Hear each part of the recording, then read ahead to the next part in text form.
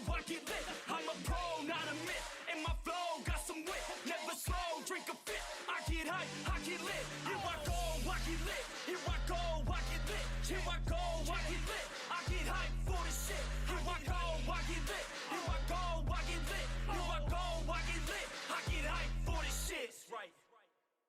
All right, let's get this shit started.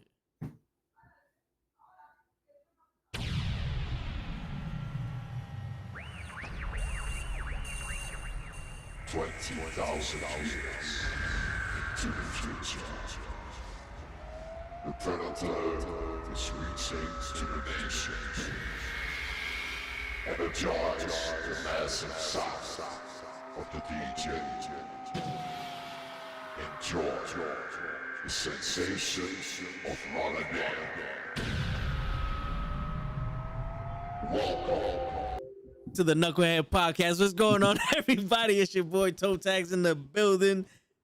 We got my man's underneath me. What's going on, Lay? Just chilling, brother. Ready to get down on this topic, chop it up, and make these people understand what real fans think. Yeah, man. Definitely. We got a bomb burner tonight, man.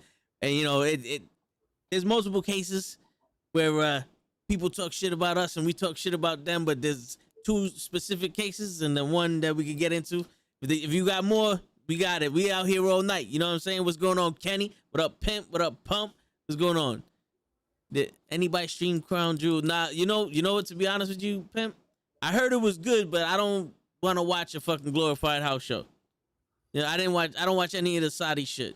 Because I know it's like paying a porn star to fuck you. You don't get credit for that. You know? You know what I'm saying? But Kenny was streaming on Instagram, and you know, afterwards he said that it was pretty good. So I don't know. I still ain't gonna watch it. But you know, Selena Vega's she's a crown now. Someone's gonna wear her on their heads because she's a crown now.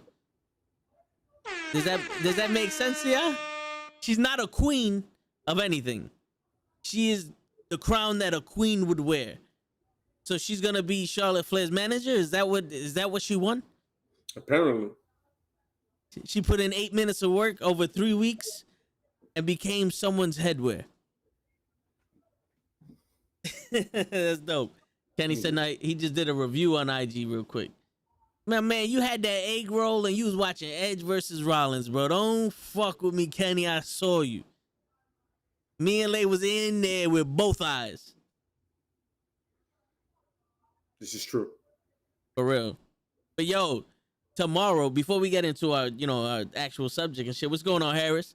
Tomorrow is the official start of the new roster that they had for 3 weeks. Is anybody not, you know?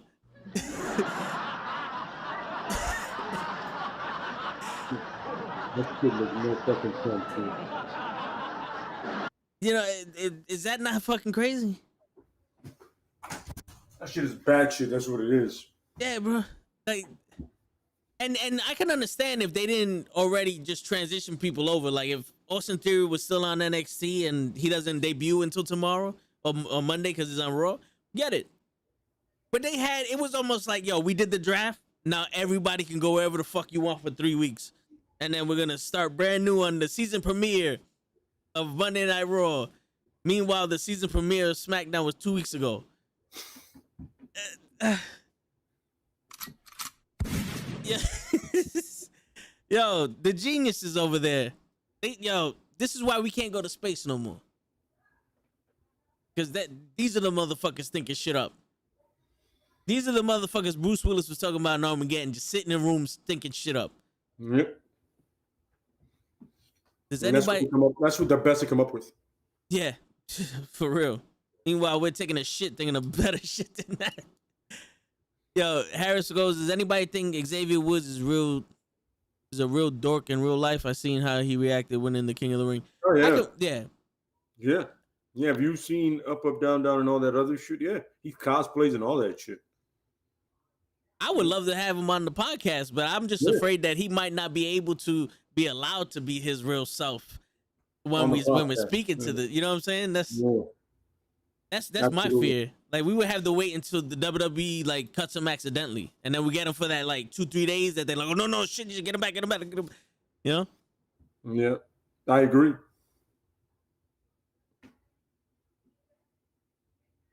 They couldn't trademark Queen of the Ring because of a Korean movie.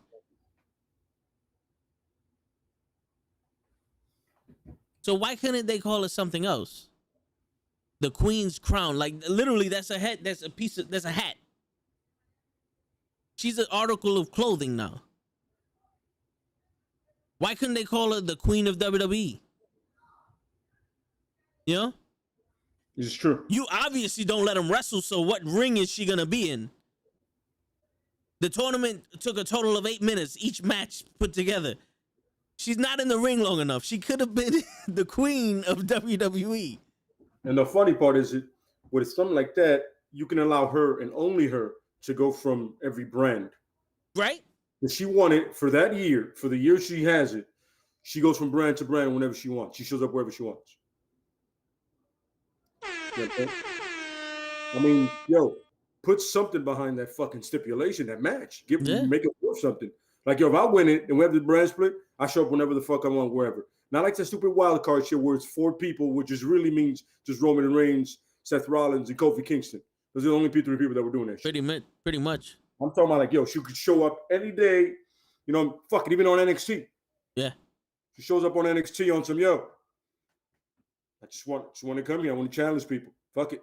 No, for real. Challenge for the title, Raquel, or I want to challenge you, Becky, or whatever. Like, she shows up wherever she wants. Yep, I am the queen, and the Absolutely. queen is here. Yep. Kenny said... Same thing with the king. Yes. She'll be able to do the same thing. Yeah. You know what I'm saying? Once during that year, he can challenge for 1 or 2 titles at least. The secondary or the top title, or both, depending on how you spread it out. And it could be one show where it's just like he just comes in and he challenges and the champion has to accept. They can't be also like, no, we can do this. He goes, no. When I won this tournament, I got the right to do that. So you got to take it. You know, and you have some close calls, and maybe he wins one of the 2. Not only is he king of the ring, now he's the U.S. champ or the Intercontinental champ or WWE champ or the Universal and the king of the ring. There you go. It worked a wonder for Booker. For real. He took advantage of that shit. Yes, he did.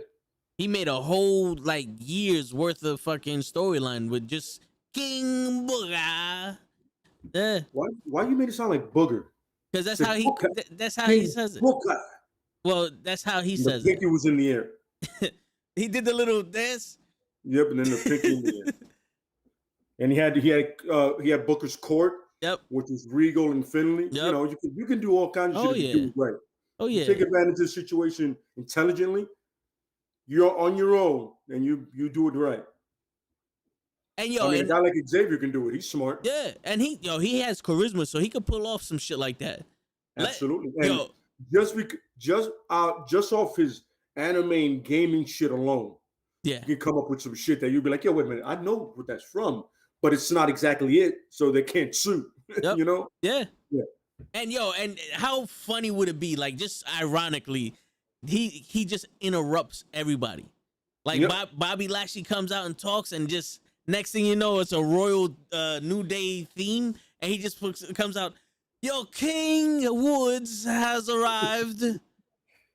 Yep. Bobby, I need you to leave the ring, for the king has come. Some shit like that. While you may be almighty, you are no king. Yes. Royalty has entered. You must exit the king's ring, and that is moi. Yes. Immediately. And, Immediately. And you have Kofi in the background, the king. Whoo. Yo, that would be hilarious, bro. Yep. But, that makes sense, so they're not going to do it. Absolutely. Yeah, I just made it. I literally, as fast as they come up with that shit, like Kenny's talking about, it was like 19 minutes total of the match, and they came up with that shit fast. I came up with that shit in 3 minutes. Yep. And it's better than the shit they came up with. Yep. Like, if you're gonna have that tournament, I'm telling you, make it count for something. Give the winner an incentive. You know? Oh, give it. All right, cool. Oh wow, my fault. My watch timed at 3 minutes and 28 seconds. Oh, there you go.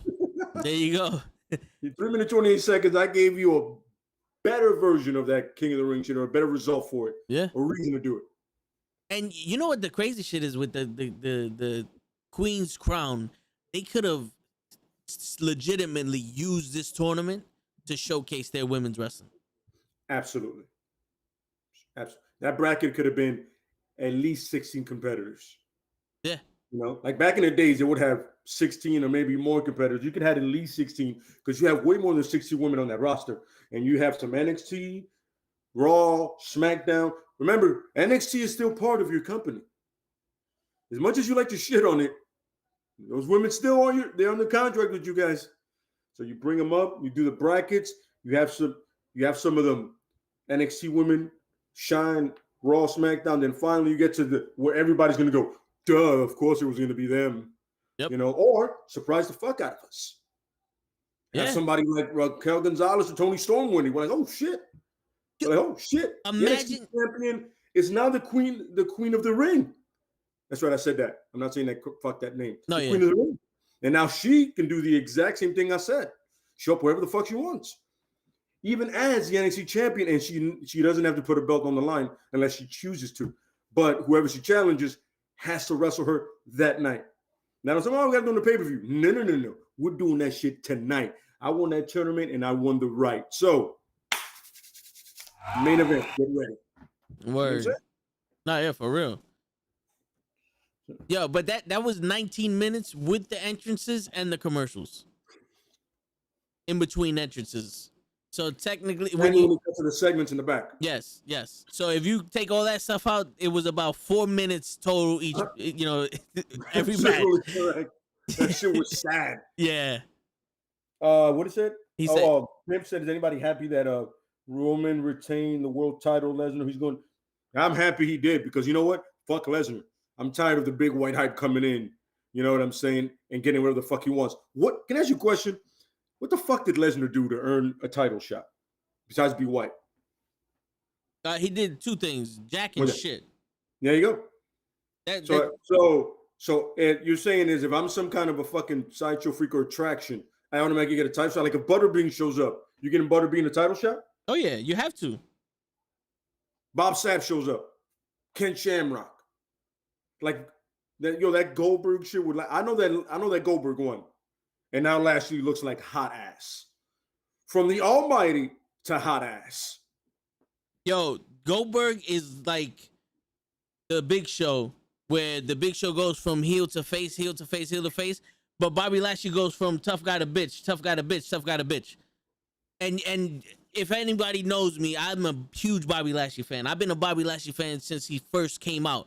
In my head, I was like, this is the guy. This is the new Ahmed Johnson. Because remember, Ahmed Johnson was supposed to be the guy back in the day, but, you know, he fucked that up. But I was like, this Bobby Lashley, he has the look, he has the agility. He's like the Black Brock Lesnar mixed with Shelton Benjamin with the agility and shit like that. This is the fucking guy that's going to take it into the future. And they give him the title, and they go, oh, by the way, yeah, the most important thing that you're going to do is beat The Miz, and that's it. That's it. You're going to fight Drew McIntyre 15 times. All right, who else? No. Just Drew McIntyre. How am I going to lose it? I don't know. We'll figure that out. By a tweet. Stone Cold was fired over a sticky note, and Bobby Lashley lost his title over a tweet. Can anybody make sense of that shit? No. And by the way, Kenny's right. Kenny also booked the Queen of the Ring better. He definitely had better. He had some, like the matchups. I was like, you see, it's not difficult with all the talent you have. Yo, honestly, they have like the Impact talent, but they don't use it. And Impact uses it. They have the NWA talent. Now on that level, they don't use it. AEW is starting to figure it out that they got talented women, and then they use them. You know what I'm saying? But, it's like the progression is way too slow. First of all, let's cut the shit. Yeah, there's too many talented women on all these rosters for this shit to be this slow. I can't say that about Impact or NWA because their women go. Mm-hmm. You know, I remember I called NWA by complete accident. I'm like, since I do a lot of the wrestling countdown and stuff, I'm looking down, say NWA Power Hour. I'm like, oh shit, that's right. And I see two great matches with Sienna and that Dominican chick. I always forget her name. That she was even in the Mae Young Classic. I always forget her name, man. Not Mercedes Martinez. No, the other one. There's another one. But her and Sienna are like, they're real close. Okay. They even have like an OnlyFans together. Oh shit. Okay. Yeah. So I'm like, see, they're the tag team champs, right? And no lie to you, that was a 15-minute match, and it was completely worth watching. I literally just stopped and was like, why is it so hard? I don't understand. You have a bunch of badass, talented women that can put on a match from anywhere from 5 minutes, which I don't want to see anymore, to half an hour. Man, give them 10 to 15 minutes and let them go. Especially your mid-tier talent, because it seems like unless you're fighting for that title, you're not getting any time. No, but the funny thing is, we go back to it. How do you build stars if they don't get exposed? You don't give no exposure. How do you build the next contender? Shit makes no sense. And then when you're placed where you're supposed to build them, you bring them up and turn them into shit. Pretty much. And this is all across the board, not just women. This is everybody at this point. No, yeah. But to go off of what you were saying, I don't know if it was last week's Rampage or 2 weeks ago's Rampage or last week's Rampage. Kira Hogan was wrestling the Bunny, and that match was not like picture perfect. It had its faults. Yeah. But that still went about 8 minutes. That match still looked like someone put in the time to produce this match, and these ladies did their best to do what they could. And it seemed like, we're gonna trust the process. Not every single one of our ladies are as good as they could be, because they're either new or they're still whatever the case may be. But we're gonna give them the chance, and we're gonna keep giving them the chance until they get it. WWE is on some, you guys like the women now? Good. Take them the fuck out of here. You like Hurt Business? Get them the fuck out of here. Yep. And now, you like Street Profits? Good. Montez Ford is going to get a push. Have they not learned already? Like, you have 752,000 single competitors, and you need to break up a tag team to push one of them and put the other one in another tag team. And then when you realize the one that you're pushing isn't getting the heat from the crowd that you wanted, because you're not really pushing them, you just split them up, Big E, and then you go, fuck it, we got to put them back with the dude. We're not stupid. We see a couple breaking up and get back together every week. We're used to the shit by now. Like, yo, stop complaining. Yeah. You love the nigga already. You love him. Stop bitching.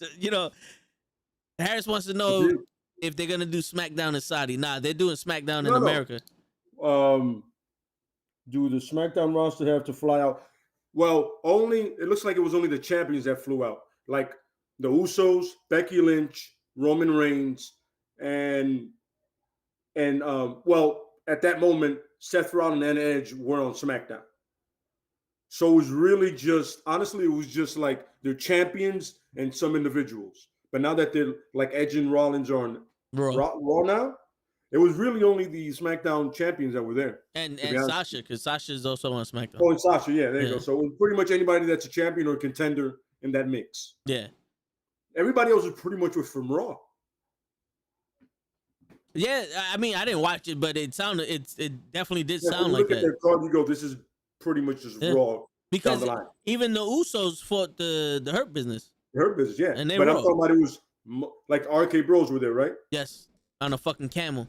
Yeah, that's right. There was no secondary titles there. Nope. On either side, so there you go. Well, to be fair, there are no secondary titles on any show. This is true.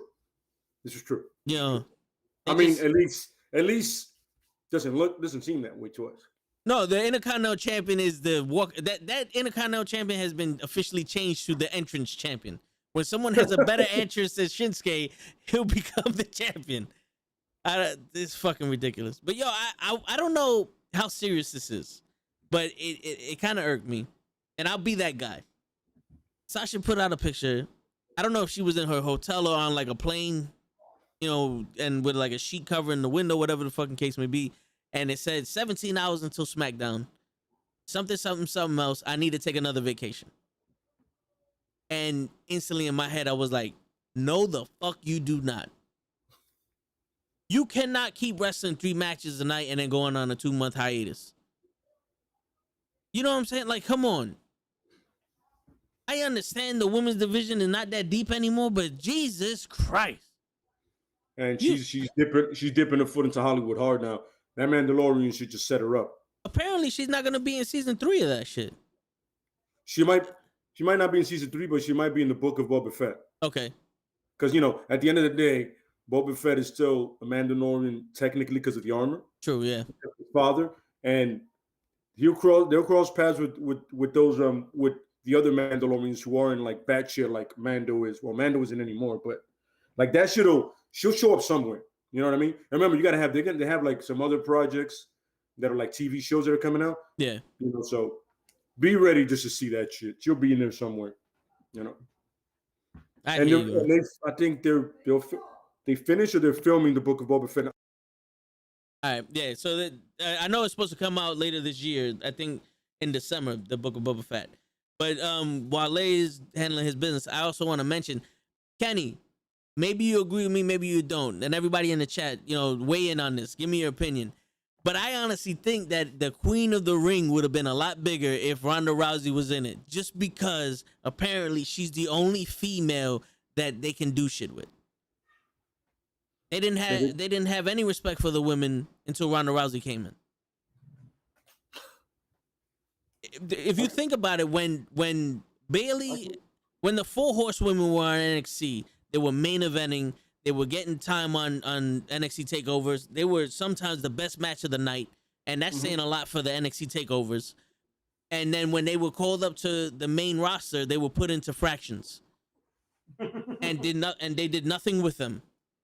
And then they like, oh, let's give these people matches. And we just got Charlotte and Sasha trading the titles and Bayley becoming champion because they needed another person to become champion. True. And even then, the matches were like 5-10 minutes. They've been on the roster for like 5 years. They had 2 WrestleMania moments, and each moment was a multiple woman match, whether it be a 4-way dance or a fucking 3-way, you know, a triple threat match for the titles. One title was being defended that people actually gave a shit about. And then what happens? Ronda Rousey comes in. And when Ronda Rousey comes in, she becomes champion. And all of a sudden, they're getting big booking on Royal Rumble. They're getting big booking in Survivor Series. That, you know, the 5-on-5 women match. They actually made that shit serious. And I'll tell you why it's not serious anymore. But then they had their first ever Royal Rumble, the Women's Royal Rumble with Ronda Rousey there. And then they main event WrestleMania with Ronda Rousey there. The Women's Evolution? The whole pay-per-view for the women. The Mae Young Classic for the women. And as soon as she leaves, no more Mae Young Classic. The women don't main event WrestleMania until it's a 2-night thing, like fucking years afterwards. This year's Survivor Series was a total bullshit show with Lana winning, being the sole survivor at Survivor Series. And that was only because Bianca Belair knocked out Nia Jax, and they both got counted out, and she was the only one left. Like, she didn't even wrestle. The Royal Rumble, you build up Shayna Baszler and Bianca Belair and do nothing with them. And then you had momentum, and as soon as Ronda Rousey left, you shut that shit down easily. That it's crazy, and Ronda Rousey is not a talent. She's not spectacle. Yeah, I'm sorry. She's no Ken Shamrock. Ken Shamrock had good matches. You know what I'm saying? Like she is no like crossover athlete. She could wrestle, like she had her moments in the ring and all that, but she was being carried. And then you set it up for Becky Lynch to basically take the throne and run wild with it. And you have women like Asuka, like Kairi Sane, Charlotte, Sasha Banks, Bayley, Bianca Belair, Rhea Ripley, fucking you Raquel Gonzalez now, Tia Knox, all these people that you shown can wrestle, can do shit with them, and you said, nah, Ronda Rousey's not here. We're not gonna do nothing with you no more. Spit in the face. Mm-hmm. And we're gonna go there too. You give fucking Daniel Bryan all the shots in the world for the underdog, and then the next time you do that shit again, everybody's rooting for Kofi Kingston. The only way that people that actually deserve a championship that are gonna get a shot, we need to fucking fight crazy for, and then you wonder why the fans make the comments they do. Which is gonna lead into what we fucking our main discussion, what we're gonna talk about. Yep. But then you wonder why we have a problem. Agreed. I could not. I mean, I don't know how to start that. That makes no sense. You know what I mean? You have, once again, all the talent in the world, and somehow you don't know how to use them. Mm-hmm. Now, yeah, it makes no sense. And the crazy shit is when you go back to when the WWF turned into the WWF and Vince McMahon Sr. sold the company to Vince McMahon Jr. What did Vince McMahon Jr. do? He bought up all the territories and took the best wrestlers from each territory to build his company. He basically has a surplus of some of the best wrestlers in the world. And the absolute best wrestlers in the world don't want to come to your shit because they know that you're just burying them now. Absolutely. Like, Mr. Perfect could have been world champion, but he is forever known as one of the best Intercontinental champions. And that meant something. Jake the Snake Roberts could have been your world champion, but he's one of the best known as one of the best bad guys. You know? Yeah. Like, you at that point, you didn't need to be world champion to do something in this business. Now it's almost like we said before, that strap needs people. Yep. I agree. If you won the championship back in the day, you were somebody. Yep. Now they're looking for somebody to make the title something. And you're not going to be able to do that. They fucking shit the bed with Drew McIntyre. I wanted him to become champion. And it seemed like it was a 180 degrees the way he won the Royal Rumble. And I was like, you know what? That's fine. That's acceptable. He turned the switch on. And then he started doing that 3-2-1 shit. And I'm like, all right, hold on. This shit already got played out. The second time you did it, it got played out. Then he won in 5 minutes.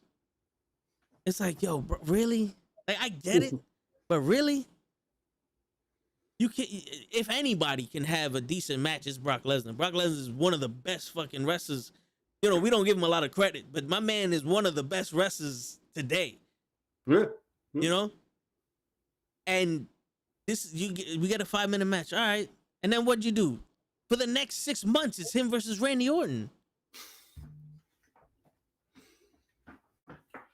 Which he loses the title out of nowhere to him and then wins it back almost immediately. Like, Yep. come on. And then you did the same shit with fucking Bobby Lashley.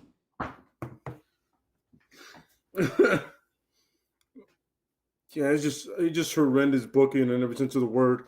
And the funny thing is, you say your roster's limited because of COVID, right? That's your thing. And COVID protocols. Yet every other couple of days you hear about another breakout, somebody else getting it because you're like stupid to the protocols. You don't even stick to them. Yep. And then somebody gets it following your rules and then you release them? Interesting. Oh, yeah.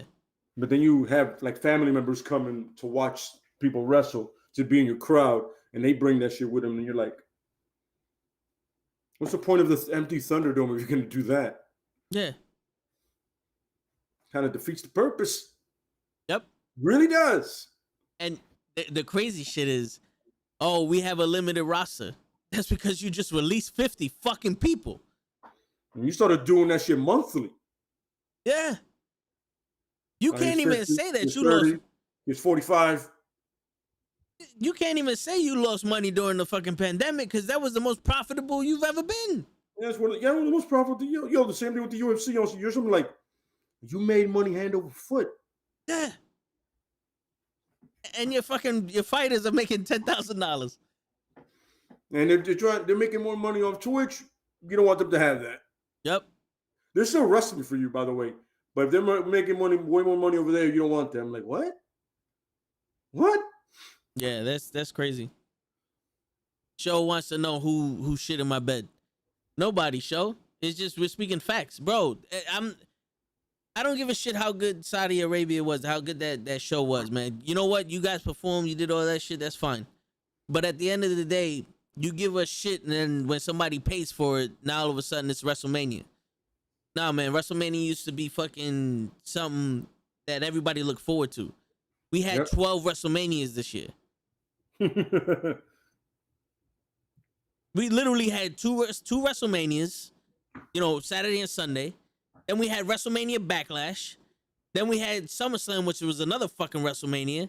And then the first, one of the fucking SmackDown shows, the super shit, was supposed to be like their little WrestleMania shit.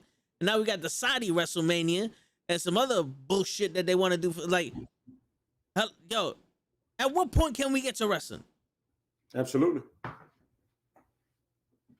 I don't know, Show. I didn't watch it.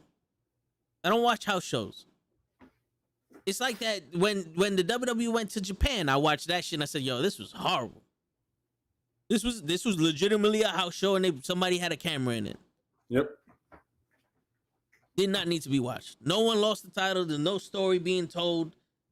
I don't know how Bobby Lashley turns around and says, me and Big E still have beef and I'm going to go after Drew McIntyre also. And then you get your ass kicked by Goldberg. Okay. All right, whatever.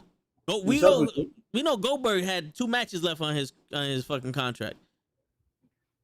Is he gonna wrestle Bobby Lashley again on a fucking SmackDown? No idea.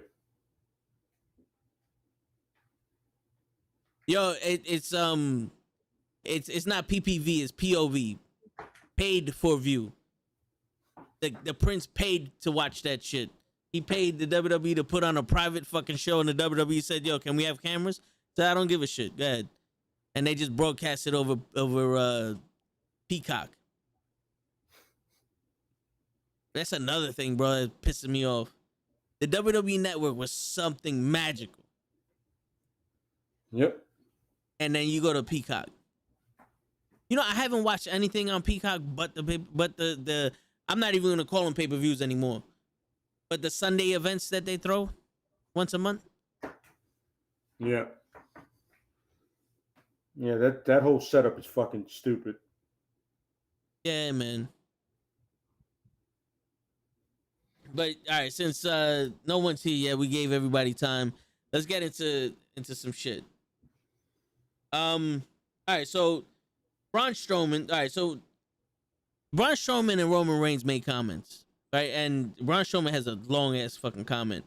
So we'll get into Roman Reigns quick. And basically what he said was that he doesn't view AEW as competition, which, you know what, that's his prerogative. I'm not going to argue that. But he said that the hardcore fans are a ceiling for AEW. It's like you need more than just hardcore fans or whatever. And that we're a character in the show, and that's weird to him. Well, I'll read the fucking statement, right? I got the statement. Let's see. So to me, I don't see the real competition with AEW because I think the fan base legitimately is a hardcore fan base. There's like a ceiling and a built-in ground to that viewership. The WWE is trying to connect with everyone. We're trying to connect with the mainstream. We're trying to pull in the casual fan. We're trying to engage the new viewer while also servicing our hardcore fan base, bullshit, and give them compelling stories, bullshit, to fulfill them as well. I don't know if I've said it before, but I've said it before. When the audience is probably the biggest character in your show, that's strange to me. You'll hear it all the time. The reviews and the comparisons I think because they're the new kids on the block, that they're cool in town. I guess because of how premature and how novel it kind of still is. My bad. I was taking pictures of the video. I think they're still being babied by those hardcore fans, which is fine and great. I don't think anybody's going. Wait, I don't think anybody's ever going to, especially from a performance standpoint. Well, all right, we don't need to read the rest of that shit. I don't know about you. What's going on, Emmanuel? I don't know about you, Lay, but as a hardcore fan, you ever baby the company? Absolutely not. I mean, honestly, I don't know what the fuck that means, to be honest with you. Honestly, like, I'm not even being funny. I'm like, I don't know what the fuck he means by that. What's babying the company fucking mean? What the fuck you doing? Are you like giving them leeway?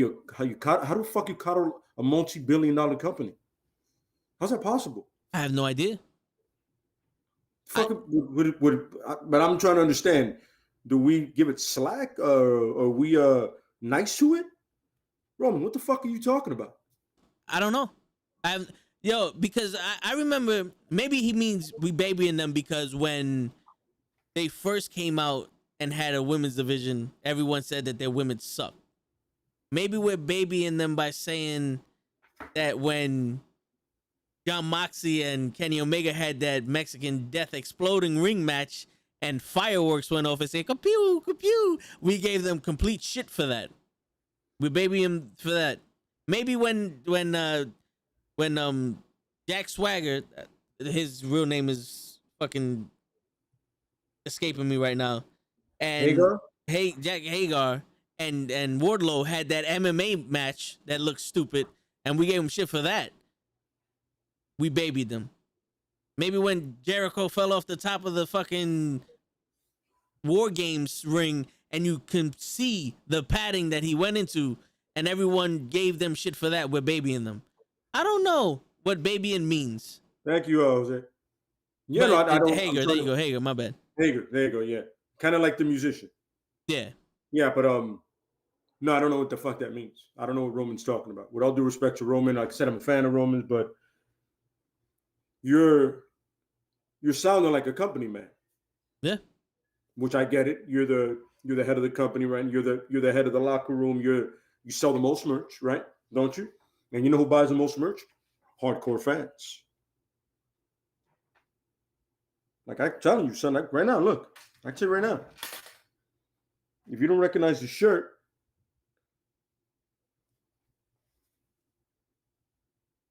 that's your Superman punch, bro. Yeah. And I got 3 more actually. You know I got one in my fucking closet too. So I'm saying, hardcore fans are putting money in your pocket. Saying, also your cousins, because I got a Uso shirt as well. So what is it about the hardcore fans you were saying again? So you're saying, would you pretty much saying that's it? The only thing they got going for them is the fans. That's what you're saying. You're not giving any of these guys who are, with all due respect to Roman, a lot of them are way better than you are. Like I can name 5 off the top of my head that are better wrestlers than you. You just have a more compelling storyline right now in some of them. You know what I mean? Oh yeah. So what you're saying is the most interesting about AEW is the fans. Yeah. That's what you're saying. Not the fact that they put on great matches.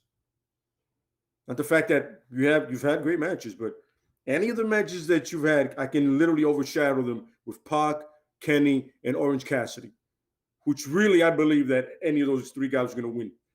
You kind of know who's going to win, but you're still like, no, maybe Orange can pull this off for Pac.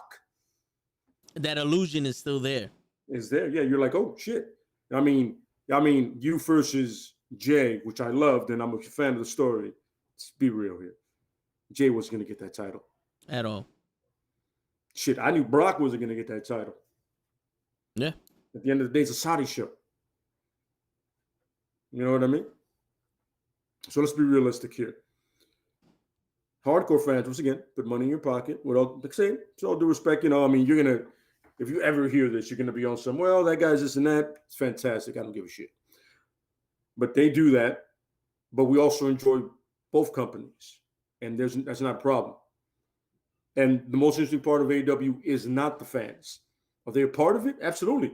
They've been a part of WWE too when they say this is awesome and they boo and they cheer. Same thing. Yep. You know what I'm saying? So whatever you're going for, I would, in my perspective, yeah. I have no idea I don't know what the fuck you were aiming for, but I saw you just shooting in the dark, sounding like a company guy. Oh yeah. You're turning into the guy you said you never wanted to be, John Cena. Yep. And you said that shit in promos and in interviews, like I've never wanted to be John Cena. Well, who's selling the most merch right now? You are my friend. Who's the figurehead of the company? You are my friend. And who is talking like a company man, almost sometimes even shitting on his boy. And I know you and Moxley are way cooler than that because you guys are in the business, but happy you, buddy. Just saying. Oh, yeah. And it's LeBron. Listen, man, I see when you were getting paid, bro. So I have no idea where you're coming from with this whole because this whole thing was like the fans were toxic or whatever. Yeah. They were like betting to him or something like that. Yeah. Right? Like, they were like, go ahead. We'll get into that. I want to make mention to the fan shit where of course. Yeah. We're not the biggest character, but we are a part of the show in AEW because, guess what?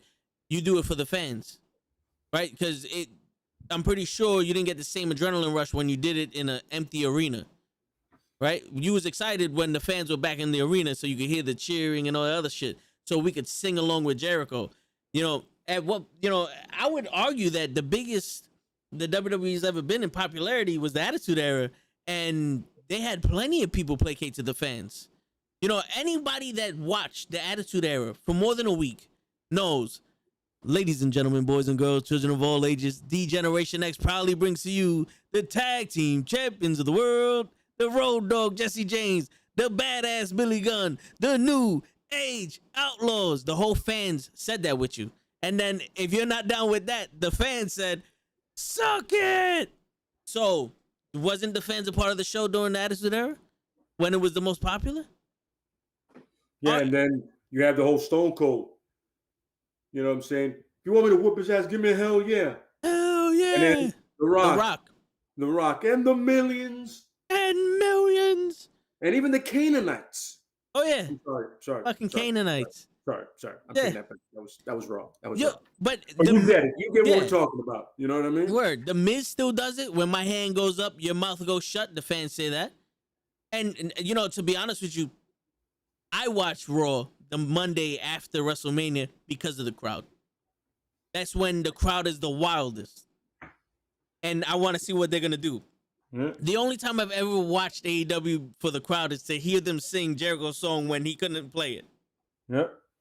But that was one match, not the entire show. The most interesting part of your Raw was a fucking volleyball. The beach volleyball. Remember that shit? Yeah, the one that Cesaro said. Yep. And yep. That was interesting. But, oh yeah. Thanks, Harris. I appreciate that. Because it's true. I get it though. You're the guy now, Roman. I get you, bro. You're the guy. But dude, you were a lot cooler when you're just worrying about your family and not the company. Yep. When you're talking about putting food on the table, I'm with you. But then if you look at it, we're putting food on your table because we're buying the tickets, we're buying the merch. You know what I'm saying? And we're literally like, yo, we're making you the top bill because we literally don't react to the Viking Raiders at all. Yo, Lay, let me ask you a question. Yeah. Besides Roman, who else shirt you got? You said the Usos. Huh? Yeah, I got the Usos. I got Balor. I got Ricochet. I got AJ, and somebody else here that I can't remember. Mustafa Ali. There you go. So now listen to this shit. Roman Reigns is the top guy on SmackDown. You said you got AJ Styles, who's in a tag team match with almost and really ain't doing nothing. Ricochet, who's not doing nothing. Mustafa Ali, who's been in a stupid ass storyline. Who else you said? Finn Balor. Finn Balor, who's been doing nothing pretty much. So the hardcore fan has all of these, has a plethora of different talent. I have AJ Styles, I have Sasha Banks, I have Seth Rollins, I got fucking Dolph Ziggler, I got fucking Hulk Hogan, I got Randy Orton back in the day. I used to like his ass. I got Shawn Michaels. I have the fucking Roman Reigns shit also. All those talents that aren't being used, like Dolph Ziggler and, you know, everyone else that we like Finn Balor and all. We got Io Shirai. You know, I got my brother the Io Shirai shirt, the fucking Oscar shirt. Like, all this talent that you don't see, they're not big. Hardcore fans pay for their merchandise because hardcore fans know who they are, know how talented they are, and want for them to be more on the show because they want better for them. A casual fan doesn't know who Io Shirai is. A casual fan doesn't give a shit about Dolph Ziggler. A casual fan thinks Dolph Ziggler's a fucking patsy. You know what I'm saying? Like, a casual fan will look at the Hurt Business like, yo, they're a bunch of, like, they ain't shit. They suck. But a hardcore fan sees Cedric Alexander and Shelton Benjamin as potentially could be top talent one day with their ability and shit. We're the ones paying for that merchandise so y'all people can make that extra bread because you sure as hell ain't getting the TV time for it. Absolutely. So there's a ceiling to it, right, Lay? There's a ceiling to it. So you take the hardcore fan out of the arena and you have the casual fan. You're gonna look like WCW when they were just handing out free tickets. Remember that, because the hardcore fan was watching WWE and paying for the WWE tickets. The casual fan was getting the free ones for Nitro. And it's funny because if you think about it, once you started this bloodline thing, it was like the NWO thing all over again. That's how WCW got their little, you know, they did that heel turn. Guess who turned heel? Roman. Yep. Guess who turned heel there? Hogan. Now, guess who's with him? His cousins, who were also face at one point. Now they're heels. Two other guys over there. So you see this three-man faction on WCW side, and then you see it here. And then doesn't that look familiar? Outsiders, the bloodline. And then you got a manager. Eric Bischoff and Paul Heyman. Yep. Shit. That looks oddly familiar. I'm just saying it's a formula that I think I've seen that before. But I'm not sure if you see it too, writers. I'm just saying that's how you turn it around. And especially after the pandemic, like, yo, we got something going. You make the storyline with him and his cousin. Then he finally come together. Well, you know, three-man faction with a manager. Taking over the company. You know what I'm saying? Absolutely. Oh, yeah. You know what I'm saying? Making demands. You know what I'm saying? Doing whatever they want, whenever they want. Going to any brand and doing shit. Like he said, yo, I want my cousins on this show with me. And it happened. The NWO had their own pay-per-view. I'm waiting for the Bloodline to have theirs. Yeah, pretty much. You know what I'm saying? WWE Bloodline. I'll be like, yo, who you guys going to wrestle? The dude that's about to show up in NXT, that's your brother? That's the Usos' brother? Braun Breaker. Yeah, you're going to wrestle Braun Breaker and possibly one of his cousins? It's going to be a whole family thing? You know what I'm saying? What's going on, Gigi? What's up, Gigi?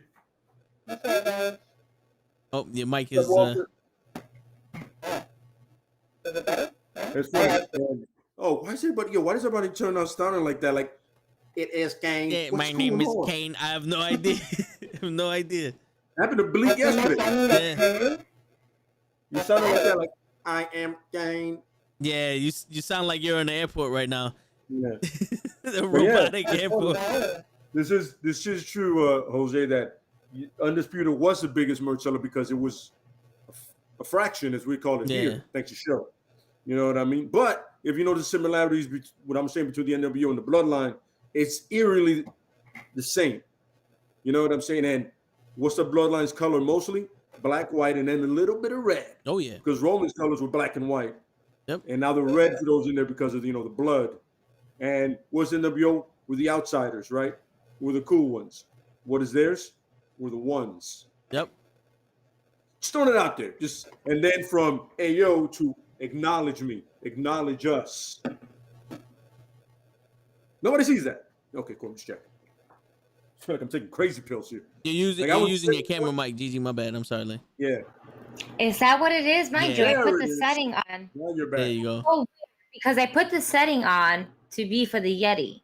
Like when it prompts me to be like, okay, you want to use this camera, you want to use this mic, you want to use this, this headset for your audio. So You know me, I'm precise. I'm like camera, boom, mic, Yeti, headphones. Yeah. That's it. You No know what's more. funny, Show? Oh, that shit You say her mic is Right. intergalactic, but she's here. That's true, Throwing Show. it out there, Show. You want to talk shit on the chat, but Where I'm gonna is he? show up. I'm gonna cut a promo right now. How about you show up, son? A lot of jaw jacking, not enough being here, bro. We're not Word. in Saudi, man.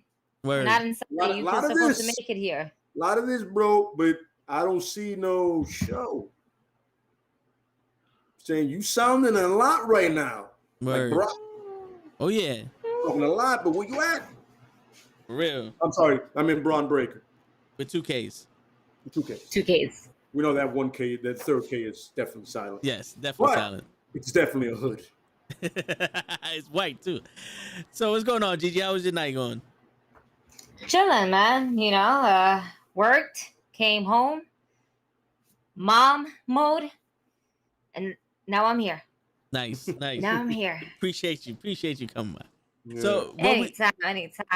what we spoke about so far was the Queen of the Ring, Saudi, how it was altogether 19 minutes, and Roman Reigns saying that the hardcore fans are the biggest attraction in AEW, and there's a ceiling to that shit.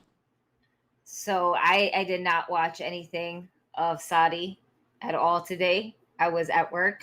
I was looking at some of the results, but I didn't watch it, so I can't say shit.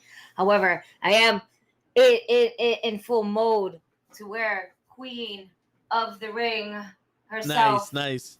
to represent Queen of the Ring. Yes, Miss Queen Zelina Vega. Yes, they were burying her for God knows how long. Okay, especially with all this shit that she done started on her own thing. And the fact that they gave her this prestige crown, and they put it in quotations because it's supposed to be Queen of the Ring, not Queen's crown. It's just trash. Yeah. And will always remain that way. But, good for her. As for Roman, it's true. It's hardcore wrestling fans that really, truly love AEW. And you know what? You can also even say this is how you also buy in like the new fans, because old fans, like everybody's like, oh, it's WWE, it's hokey pokey, they don't really wrestle, until you actually put them onto a really dope ass AEW match, and they're like, oh shit. Oh, so this is actually wrestling. Yeah, it's a wrestling show. Oh, I thought they were gonna talk on the mic. Nope. Yeah. Yeah, I thought we were gonna get a commercial break. No, we got commercial break, but we also got, picture in picture. One of the best matches thus far for 2020 came from AEW. It's true. Yeah. Oh, what happened to Gigi?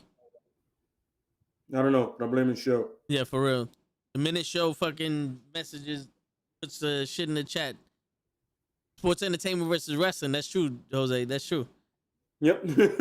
Yo, Emmanuel said that minus Queen's Crown's jewels had no misses, in my opinion. Gigi's gone. She's on the stream, but she's gone. All right, she's back. There she is. There you go. We got her back. I'm like, wait, is it me? Is it my internet? Did I do something wrong? What did I do? And I'm like, no, everything's good on my end. You know what? It's the internet. They don't want us to be great. Yo, it's for real. The WWE had enough of our shit. They heard us. You can hear us all you want. Right. You're gonna hear us for real. And it is what it is. He's right. He's not wrong.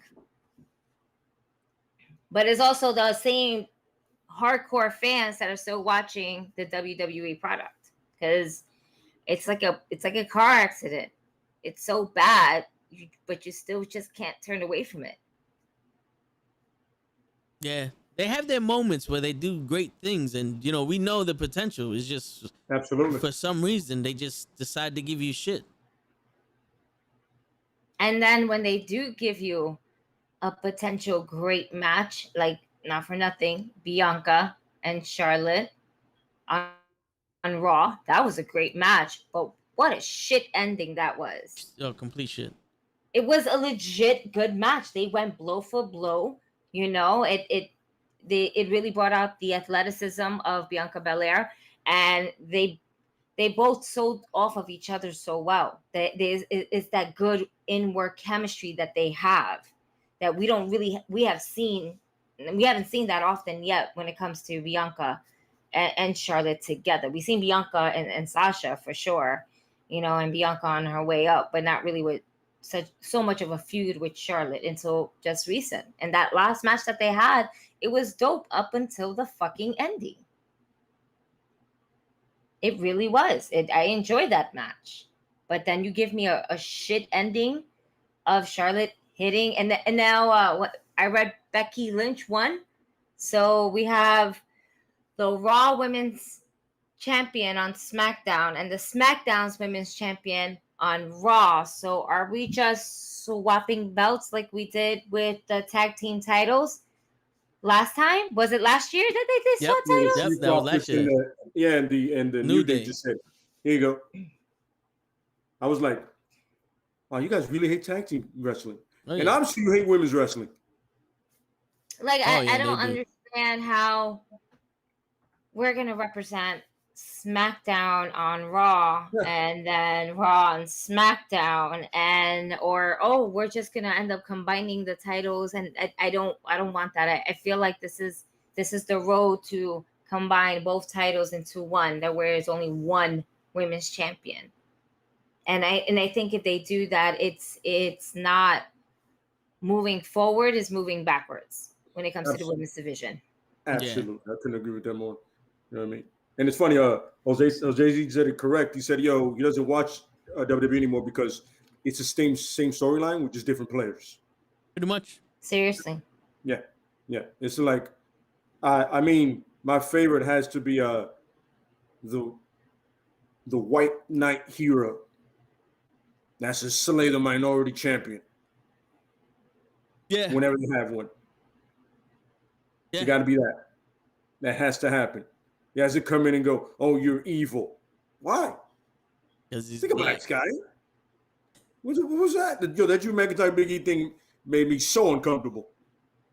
I was like, "Oh, thank God you're on SmackDown. There's no way you're winning that title." But then again, how was that?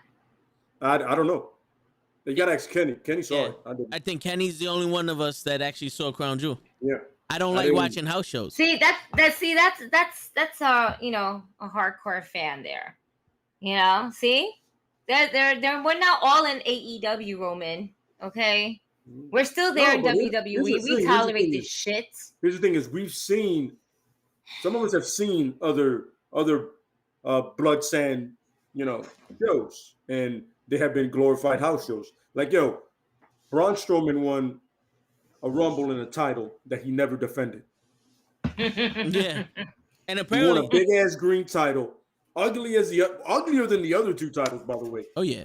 Ugly as shit. But he won it for what? Like when you win the Andre Battle Royal. Andre Battle Royal. What do you get out of that?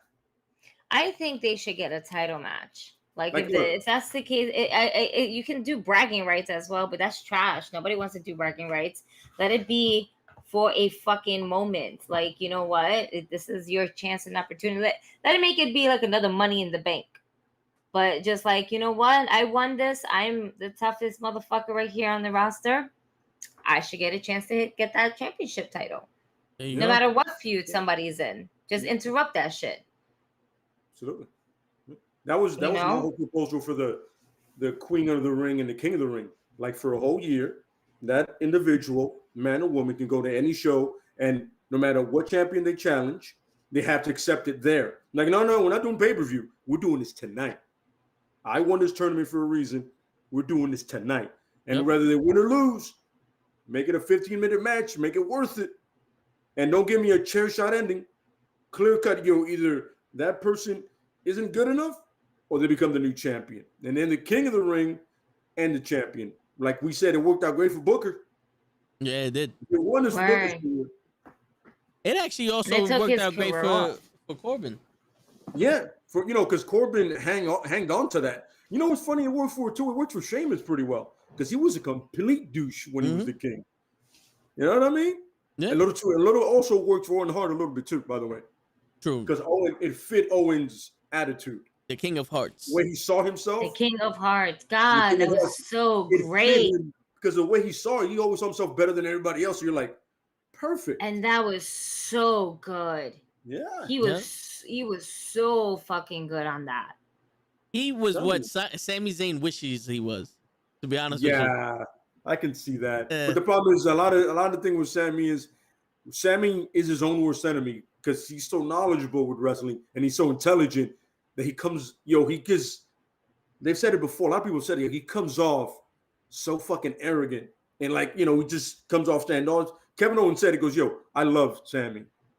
But if you don't know Sami and Sami talks to you, you're going to feel like he's talking down to you because he knows so much. So he just comes off, he just comes off like an absolute asshole. He's the opposite of The Miz. The Miz is annoying, right? People, Ziggler's stories like, I love him, but I hate him. With Sami is, if you know Sami, you absolutely love Sami. But if you first meet Sami, especially as a writer or creator, you go, this guy's going to tell me about wrestling. And they go, Owens are like, yeah, he actually is. He knows all this shit, bro. Kind of like Xavier, like, he knows wrestling, bro, like hardcore. You know what I'm saying? But the way he presents it is just, it's like a dick, bro. Hey. It's like he looks at you like, you don't know more than me. And you don't.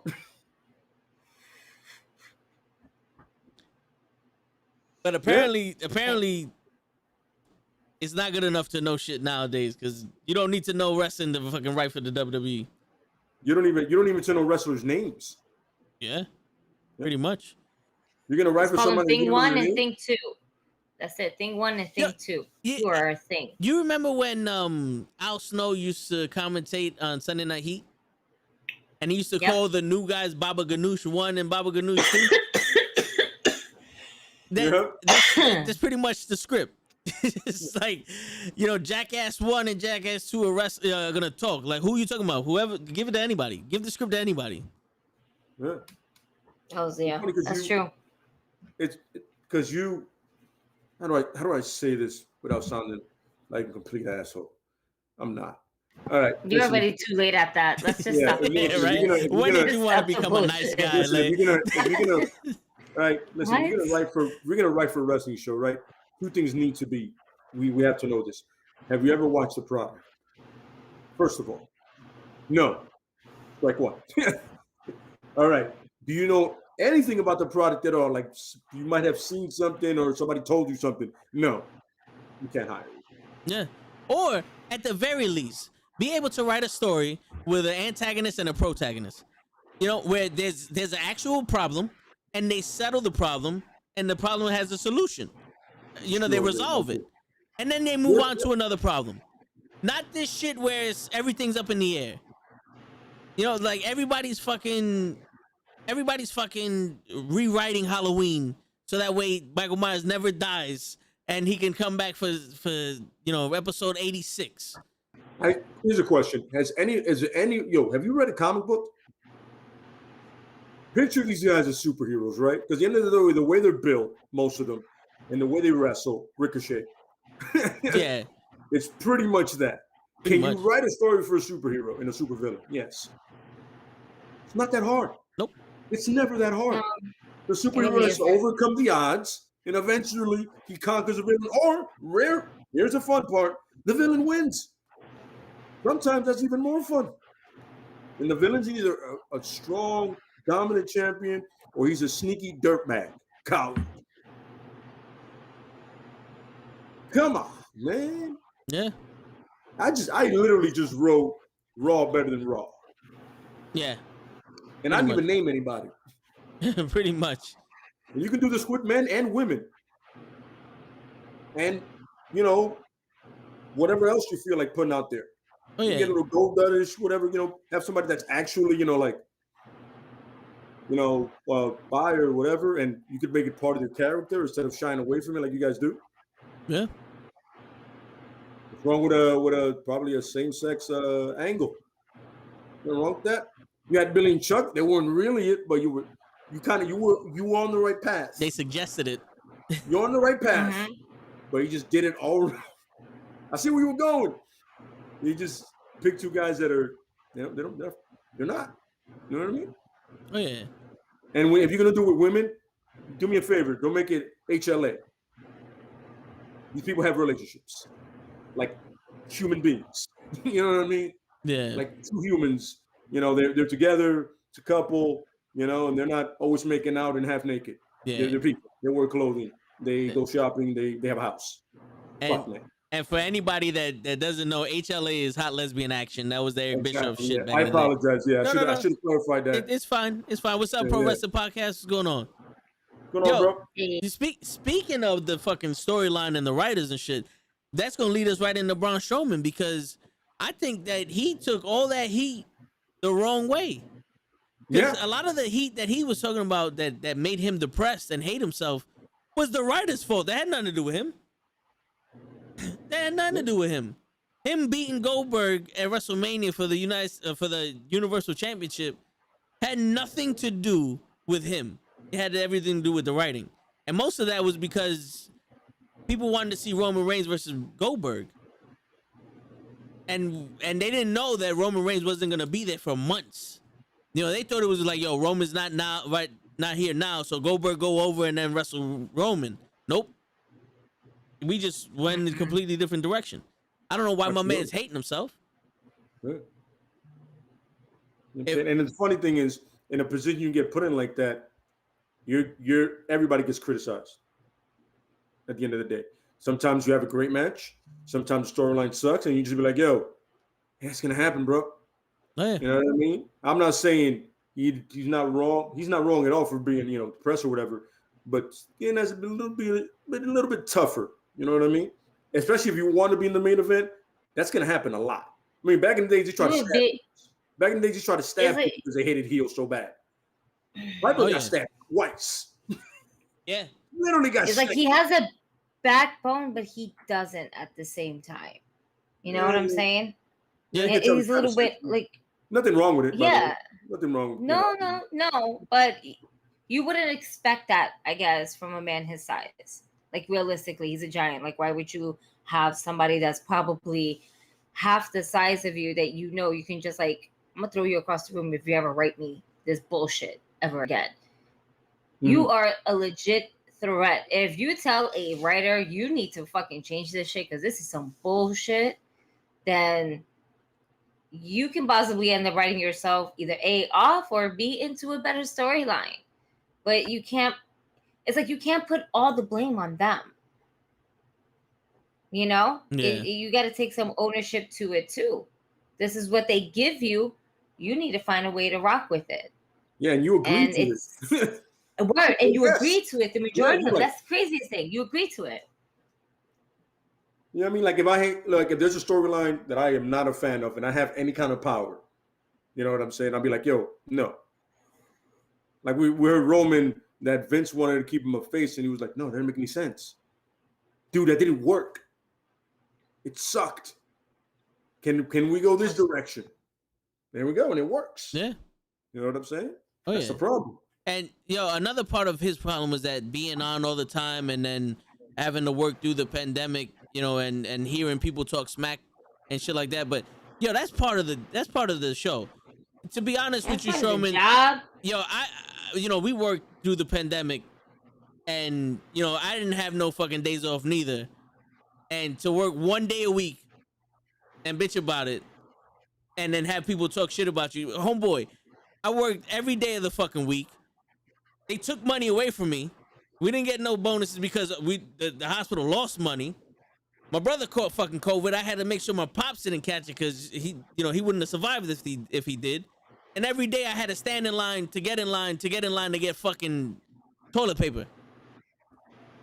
You're not the only one that had to do shit during the fucking pandemic. Still don't understand the toilet paper thing during the COVID pandemic. I don't either. You know why? Because the immune booster section, that vitamin stuff, was all there. I'm sorry, I'm just throwing it out to apologize. No, I had yeah. to point that out. Yeah, Sorry. because apparently people, COVID Also- gave you the shit, so. Also, if you're in your own crib and you run out of toilet paper, can't you just hop in the shower? Right? Just what? Well, side Put it note, down? Has anybody follow Bron and you see his crib, you better not be shedding tears, son. That shit is a compound, bro. Yeah. I've seen the house. You know what I'm Yeah. saying? I get it. I understand you might feel some kind of way, but you know who paid for that? The assholes that were pissing you off. Yep. The hardcore fans. Yo, now we're not. I don't want to put down someone's, Oh yeah. mental issues with stuff because no matter how rich you are or whatever the case may be, some of that stuff gets to you. But also, you're living out somebody's dream, being able to wrestle. You're at the top of the mountain doing this shit. You're complaining about having to memorize 1,500 words in 30 minutes. Yo, wing that shit, bro. It's better to ask for forgiveness than for fucking permission. And if you fucked it up, you fucked it up. Suffering succotash. I'm never gonna stop. You're never gonna let that down, Nope. Roman. You're never gonna let that down, brother. Never. But it's like Punk said, Never. the script is a suggestion. It's not written. You can go off cuff, but just do yourself a favor. Remember that when you get to Gorilla, somebody's gonna say some shit. Yeah. You know what I'm saying? But once again, it's a suggestion. Look at it and go, that doesn't sound like me. That doesn't sound like a human being, by the way. Just throwing it out there. Yeah. No human sounds like this. You know what I'm saying? This is really choppy and stupid. Can I do it? Yeah. Can I just, I mean, with all due respect, you may not think I'm too intelligent, but I could put words together and the sentences come out. Pretty You much. know what comes out Can after you that? really? Promo. Hey, listen, man. Been doing this for years. I can walk and talk. Shit, bro. Yeah. It's an amazing thing I can do. Most humans can do it too. I bet you Braun Strowman can do it. I bet you Ricochet can do it. If given enough fucking time, anybody can do it. Well, except for John Cena. unless he Randy Orton? raps. Unless he raps. Edge. Except for John Morrison. He was really terrible at it. Yeah. Yo, Chris Washington says, have you heard about Jim Ross? Apparently he has the skin cancer. Possible skin cancer. Yeah. Thing, yeah. Did you Sucks, hear man. about Hacksaw Jim Duggan? Yeah, that he had a Yeah. heart attack? He had an emergency surgery, Yeah. and he was pretty much in and out. He is already on his way home, or is home, so to speak, I and saw a everything picture like doing that. the- But Yeah, in the bed. Yeah, I saw that. No. So awesome. Great to hear that Yo, you went back home. Yeah. Side note, Hacksaw Jim Duggan was the only wrestler in Comic-Con that actually came up to me and my brother on his way to his booth, shook our hand, and had like a 5-minute conversation with us. So he's an awesome fucking dude on my book. I'm happy that he's Word. doing all right. let me tell you, he's a stand-up guy because I too have met him at Comic-Con, and we were in a group, and I walked past him, and I just like, I'm a little quiet and a fangirl, so I'm like, oh, and he looked at me. He was like, no, if you're gonna do it, you better do it right. Oh, I was like, okay. Ah. And then I was like, we're taking a picture right now. We're all taking a picture. And legit, I think it was his wife that was handling, or his publicist was handling the photos, but she couldn't figure out how to take a picture on my phone. And it's only because she was holding the phone and the screen with one hand and then trying to take the picture with the other hand. And I'm like, oh, honey, you can't hold the screen with two hands. It doesn't work. No, one hand can only take the picture. Oh, well, that makes sense. Yes, it does. And we stood there while this lady legit it felt like forever. All right. She legit was trying to do it for a solid minute. So we're all like standing with our thumbs up. We're all screaming, ho. We're all saying USA, USA. I was like, we're doing this for a minute. This is the picture taken there. And she's like, I can't get the picture. And we're all standing there looking like a bunch of dicks. But the best part is because when we went there and met him, there was nobody there. Because of us, there was a huge ass crowd now waiting to meet Hacksaw Jim Duggan. And I'm like, you see what we did here? You see, this is because of us. The We're done. hardcore fans. All right. That's it. The hardcore fans. And the lady took the picture. We all got our videos. We all said our hoes as a group. And it was fucking dope. And he was like one of the best. I would pay to see him over and over and over at Comic-Con just to shoot this shit with him. Oh, yeah. Oh, yeah. You know? He's one of those. He's a hardcore fan. Yeah. And he'll talk about wrestling with you for 5 minutes. He doesn't care. You'll see if there's nobody at his table, he will stand there and just talk to you. You know what it is? He comes from a different era, and it's weird that we have to keep making an excuse about different eras. I'm pretty sure he loved wrestling, and for him it was a passion, and to see the fans react it has to be a compliment to the wrestlers, because that's pretty much what you're going for. A bad reaction, a good reaction is a reaction. To have no reaction, that's the problem, right? So if he's supposed to be the hero and everybody and doing their thing, when you see him out in public, that should be like gratified. Like, yo, these motherfuckers follow me. You know what I'm saying? It shouldn't be, it's 9 o'clock at night and I just got off the plane. Don't talk to me. Like, you're the only one that had a rough day. Whoa. To be fair, we do have to just side note those people that come in at 3 o'clock in the morning and they wait there to be creepers, like for the Sasha Banks fan. I'm just saying. I am going to acknowledge that also. A Sasha Banks fan. I'm just saying. There's other wrestlers. You know what I mean? The creepers. Yeah. That's just like, yo, side man shit at 3 o'clock in the morning. Like, get the fuck out of my face. I'm going to acknowledge that also. I understand what you're coming from. Get the fuck away from me. I'm going to acknowledge that also, but yeah. Not everybody's taking a jet there and getting private.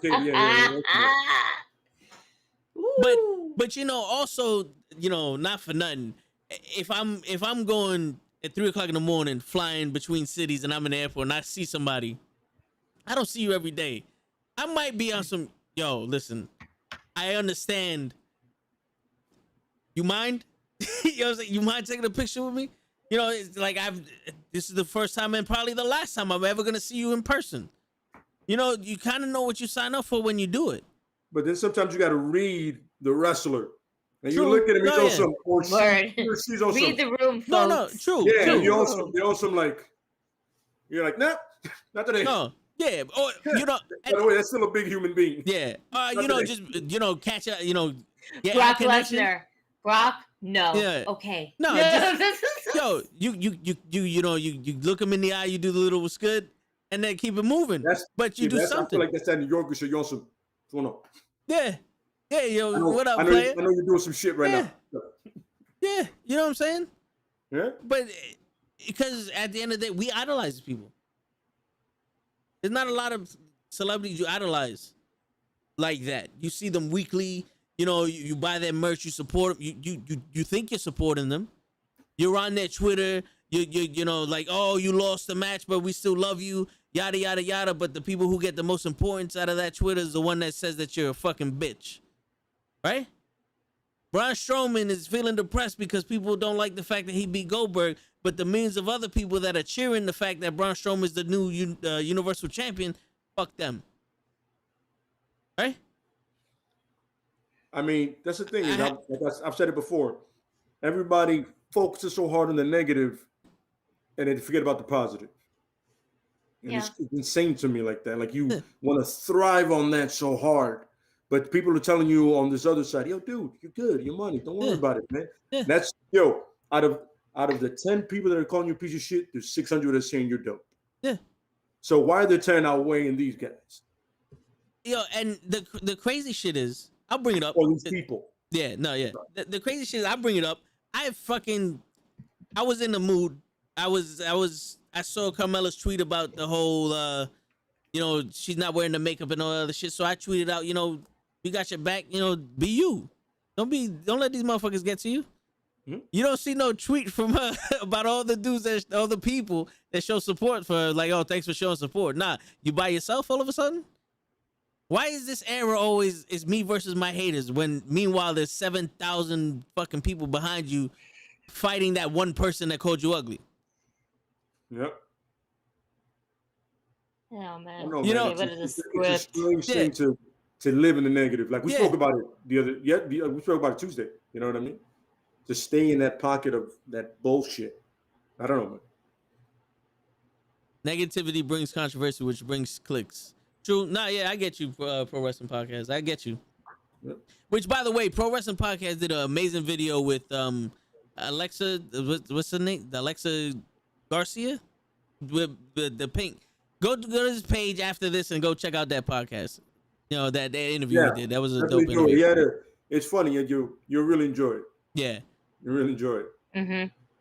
My man thought he did bad. We're doing the Raw review, and he's like, "Yo, I bombed it." I watched it like, "Nigga, don't ever say that shit again." You bombed it. You can't. Yo, listen, man. Lessons learned all the time, bro. So don't worry about it. Be all right. But I liked it. You know what I'm saying? She was laughing, so you got her laughing. That's always a good thing. When you're interviewing somebody, whatever, and they start laughing or whatever, that's a positive, man. If she's there on some, like a wrestler at 3 a.m. would be, you may have not done so. Yeah.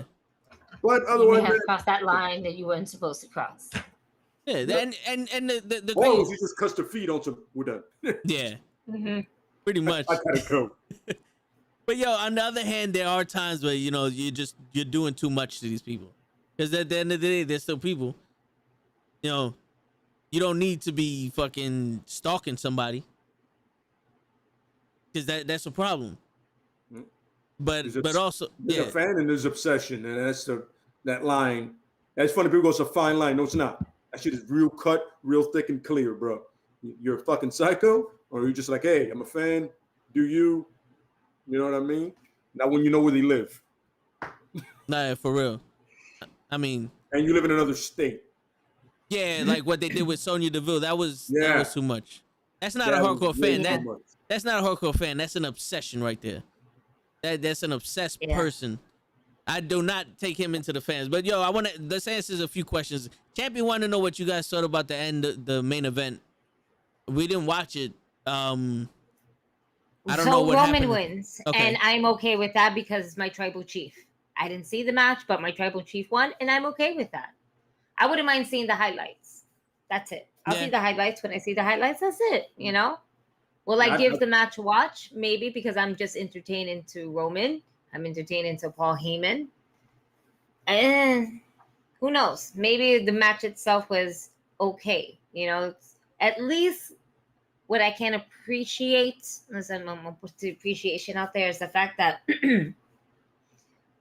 there was at least this one small storyline, you know, that actually built up to go to Saudi. Like, instead of that, you know, that first Saudi match, it had nothing to do with the storylines. Yeah. It was like, wait, it's like it legit put the storylines on pause. We're just going to give you a show for the first two ones. I think this is the only one that they actually continued storylines into Saudi. At least I'll give them that.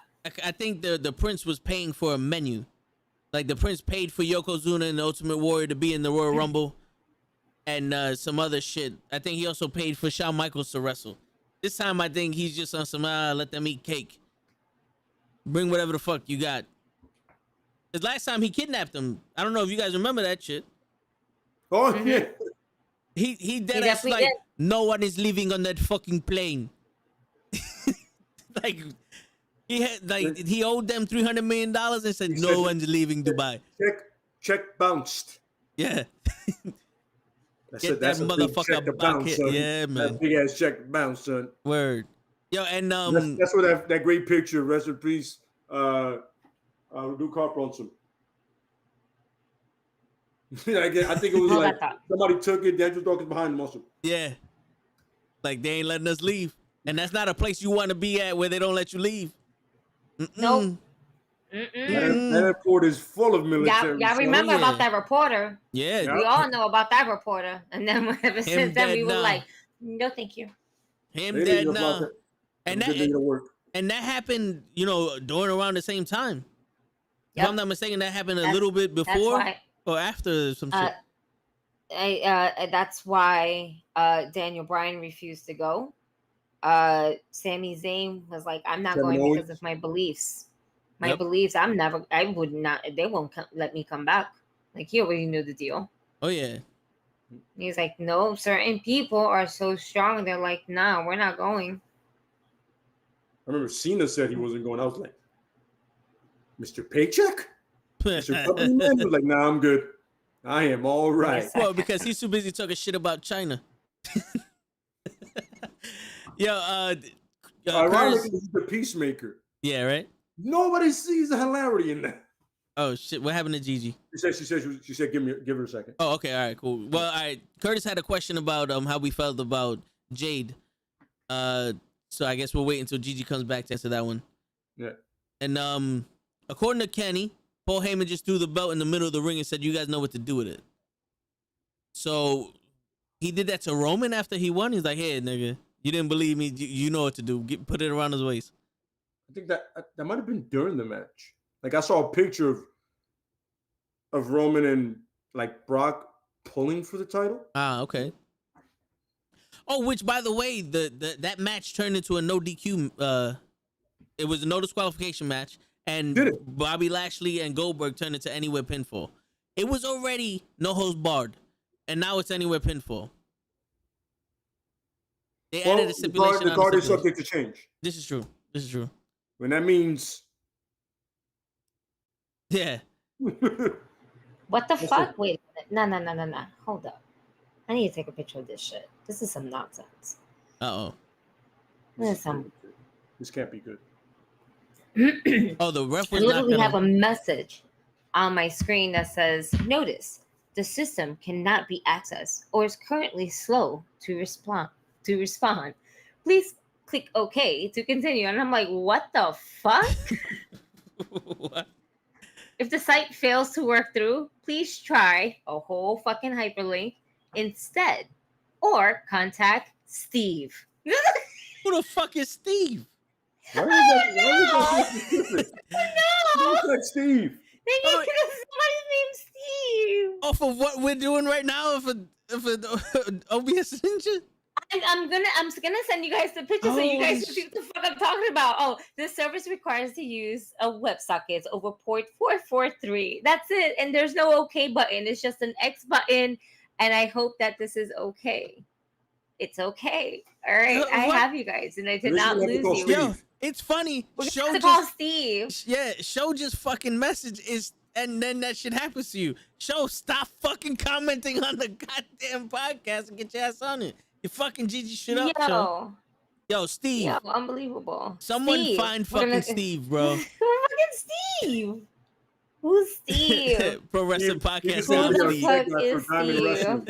He's gonna be our If you tech guy guys- for Diamond Wrestling. Word. Everyone, Steve is very good at tech. Yo, Curtis wants to know what you guys think about now. Jade. Jade? Yeah, Jade Cardwell in AEW. Oh, I'm a fan. As she develops, she looks like she's she definitely has a presence. She definitely has a charisma, and I'm waiting for her to get better in the ring, man. She like she's gonna be a big player. You know, if AEW is smart and they do it right, yeah. Yeah. I like her. I do want to see her more in the ring though, because it's just I don't see her enough, and I want to be interested in her, and I really need her to brush up those chair shots because that just like that was a little bit sloppy, but I'm just I just want to make sure that it looks good on her because I like her. I want to like her more, but if it's a little bit sloppy, my feelings towards her, I get how she's going to be the total package, but if it's not where I'm like where the level I'm at right now, yeah, nah, like she's dope. She got mad potential. It's Yeah. funny You because I know? remember I was following her on IG before, and then all of a sudden I saw her on AEW. I was like, wait, I know who she is. I know Listen. her. And all of a sudden, oh shit, small world. I Oh wow. I want her to have a match where she has chemistry with someone in the ring. Yeah. Right now, it's just jobbers going through her. You know what I'm saying? I want to see somebody who has chemistry with her in the ring that can go with her. Take her to that level. That's where I think that's what I'm waiting to really see to give it my full like assessment of like I like her. I want to love her. I want to love this character. She wants to be that bitch. We got it. But you ain't showing me shit if you're just gonna be a powerful bitch. Like I need to see you move. I need to see you not get winded.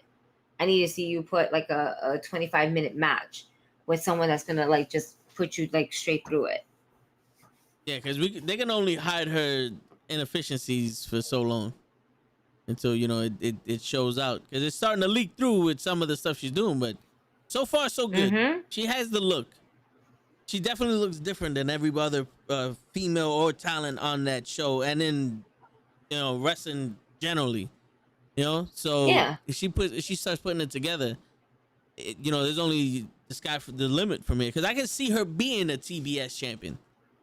I can see that going on her, because she's not good enough to hold the AEW women's division with the title, but I can see her TBS champion. Mhm. I can definitely see that. Now, how do you feel Absolutely. how do you feel the TBS tournament is gonna compare to the Queen's Crown? I can't believe Selena Vega's Charlotte Flair's headgear now. She is the Queen's Crown, so Charlotte Flair's gonna have to wear Selena Vega on her head now, because Charlotte Flair's the Queen, right? Am I bugging? I just want to throw that out there. I just want to throw it out there. Oh man, I hate you so much. You know what? I should have took Selena out over here. She has her own crown. She's like, I should have definitely just said like, hey, I might just do that. But you know what? I like to keep it on the wall. Who the fuck is Steve? No answers. We're still trying to figure out who the fuck is Steve. Word, I'm about to tweet that shit out. Who the fuck is Steve? Who the fuck is Steve?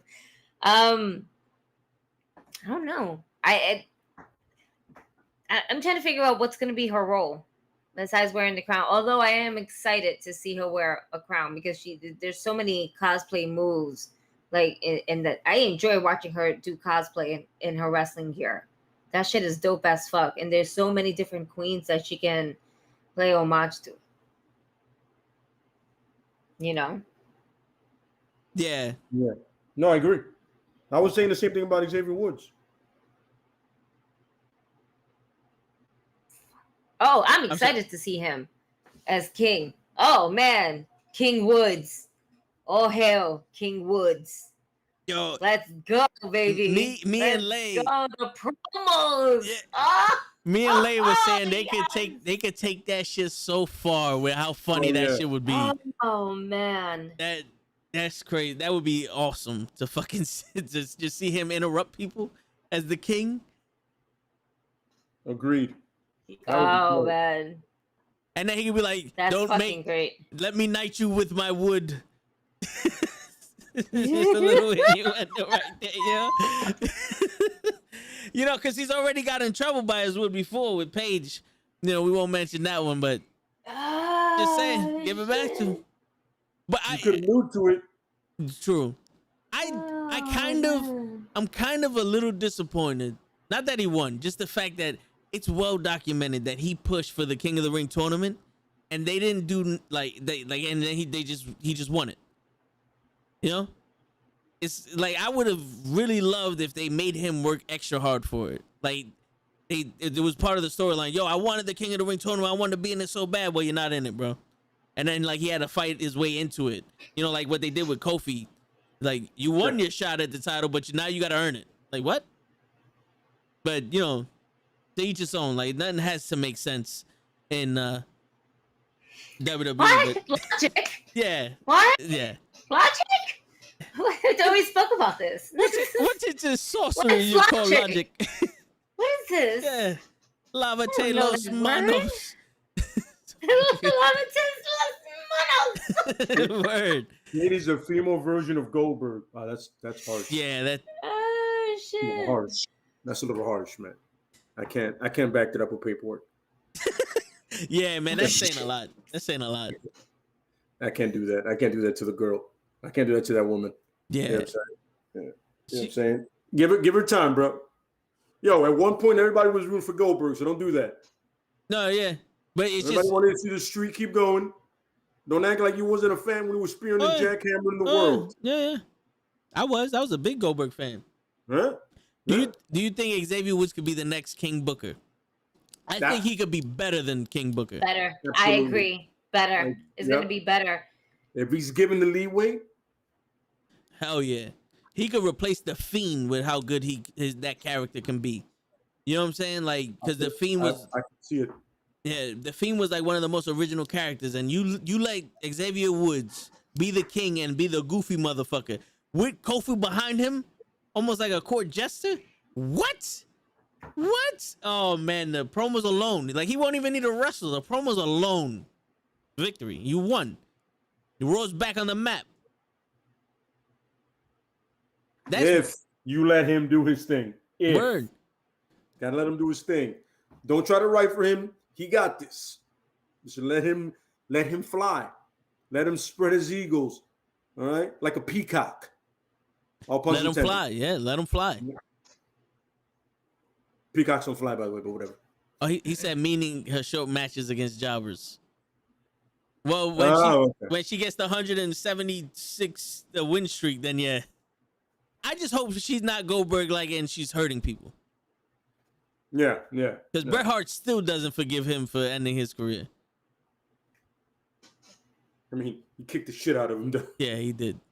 He He did. said, concussion, game over. Yeah, yo. But then again, kicked him WCW into dropped a the ball stroke. with Bret Hart. WCW been dropped the ball with him. They fucked that all up. Oh yeah. Yeah, The only they thing they did. did right with him was the Owen Hart tribute match with him and Benoit. Yeah. That's what they did right. After that, Yeah, honestly, yo, he could have came in and shot. Yo, he could have spoke so much shit about WWE when, like, the next day I'd have been on some. Yo, here goes the mic. Handle your business. That's exactly what I'd have told him. Handle your business. You got a half hour if you want. Go talk so That's much like- shit about Vince That's like McMahon. Tony Khan giving the mic to CM Punk. Like, Yeah, nope, say what you got to say. Say it as long as you need to say it. Go hell for yeah. it. Get that shit all out of your chest.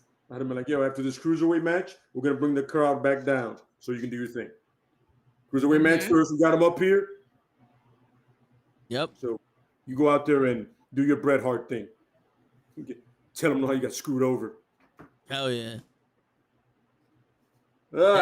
What a waste. What a And, waste. yo, and those hardcore fans would have heard that story about how he was gonna do the right thing and all that other shit, and they fucked him over, and they would have been like, "Yo, fuck WWE."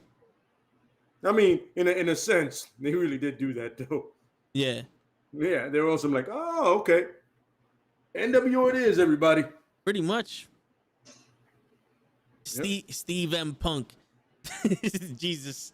Yo, Steve is gonna be like a new GM for Diamond Wrestling or some shit. Yeah, I'm saying he should be our GM or our tech guy. Yeah, for real. Somehow, he's the guy in the truck. Hey, Steve. He's the producer. Hey, cut Steve. the mic, Steve. Cut off the mic. Motherfucking Word. Steve. Steve's the one gotta that's be our doing the tech guy. camera. He's doing Cut the the camera mic. angles. Cut the feed. Got my Yo, music. Steve's the inside guy that fucking show hired, wasn't he? Yep. Yeah. That's why Show ain't here. You notice you don't see Show and Steve in the same place at the same time. No. That says a lot. Yep. You know what that was? That was the name he used when he did the picture when he was catfishing. Oh yeah. Picture with Steve. Bet you it was fucking Steve. That It all motherfucker. coming together, show. Yep. It's starting to unravel right before your very eyes. Yep. Steve, There's no such thing as a coincidence, Steve. No. we see Steve. right through you, Steve. Yep. You're full Show of shit, Steve. Steve. Or Right. Show is your real name. That's Such a right. show. Steve Nuff. Show, Steve. Show Steve. That's right. Show. Terrible. This went off the rails real quick again. Oh yeah. Oh yeah. Unbelievable. We'll be alright though. Mm-hmm. But yeah, yeah. You guys had any other instances with the Pro Wrestling Podcast said, "Fuck Steve." Your word. Fuck Steve. Your word. Always Absolutely. fucking shit up. But you guys have any other instances where the wrestlers talk shit about the hardcore fans, or It's nonsense. Total nonsense. It doesn't matter, in all honesty. You're a fan because of the persona that you put out there that is a buy-in. You're trying to tell us a story. You're trying to tell us who the character is. We're trying to buy it all in. We enjoy wrestling. We enjoy a good show. We get what wrestling is. Yes, is predetermined. So just make it fucking interesting. That's all we ask. That's all we ask. yeah, Make it interesting. Make it less kiddyish and childish and insulting people's fucking intelligence here. Because like, what the fuck? Don't insult my intelligence, man. Like, my kid knows more common sense than this shit. Like, come on. She watches. She's like, all right, I can see what's going on here. Got it. This is okay. That's a cool move. That's a good story. Like, I don't mind the entertainment portion, but give me more of it. I'm getting more commercials and fucking actual sports entertainment. How many commercials was Raw again, bro? What How many happened? commercials Raw have? 21? I think so. I have it here, but I believe it was in the 20 area. You know how fucking outlandish that is? 3-hour show.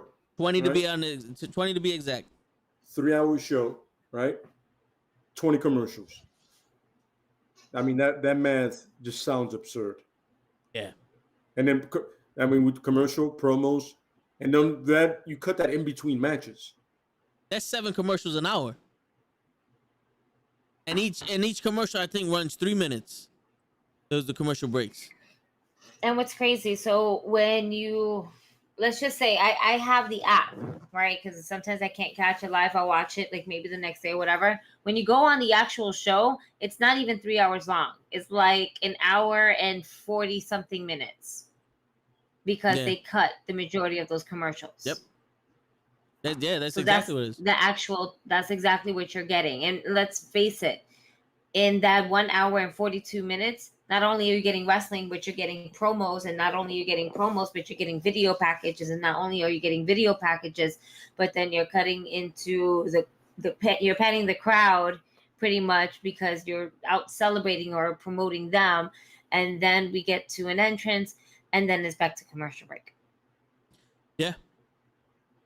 It's literally a whole segment of everybody else but the actual superstars that are in the fucking building.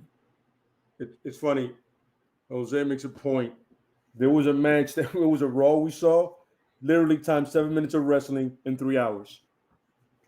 Yeah. 7 minutes of wrestling in 3 hours. We were like, that's when like it first started, 3 hours.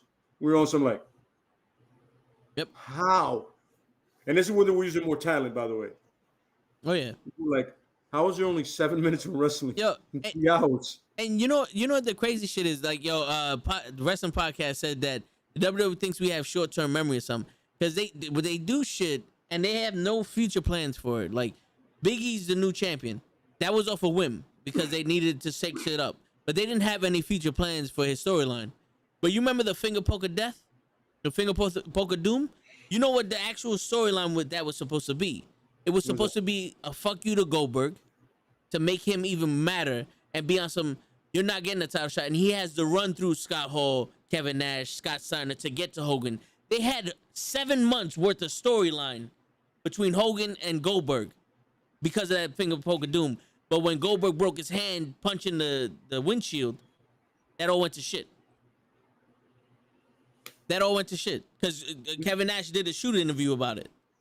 Yeah. And it was Goldberg broke his hand and it fucked up everything. Mm-hmm. Yeah. Meanwhile, Big E's the WWE champion and the best they got is Drew McIntyre. And now he's gone. And he's gone. And now what? You expect me to believe that Bobby Lashley's going to get a title shot after he just got decimated by Goldberg? And Goldberg's what, 78 years old now, right? He's 78 years old. He can't talk, like he can't walk straight, but he fucked up Bobby Lashley. I have no idea how to answer that. That's absurd.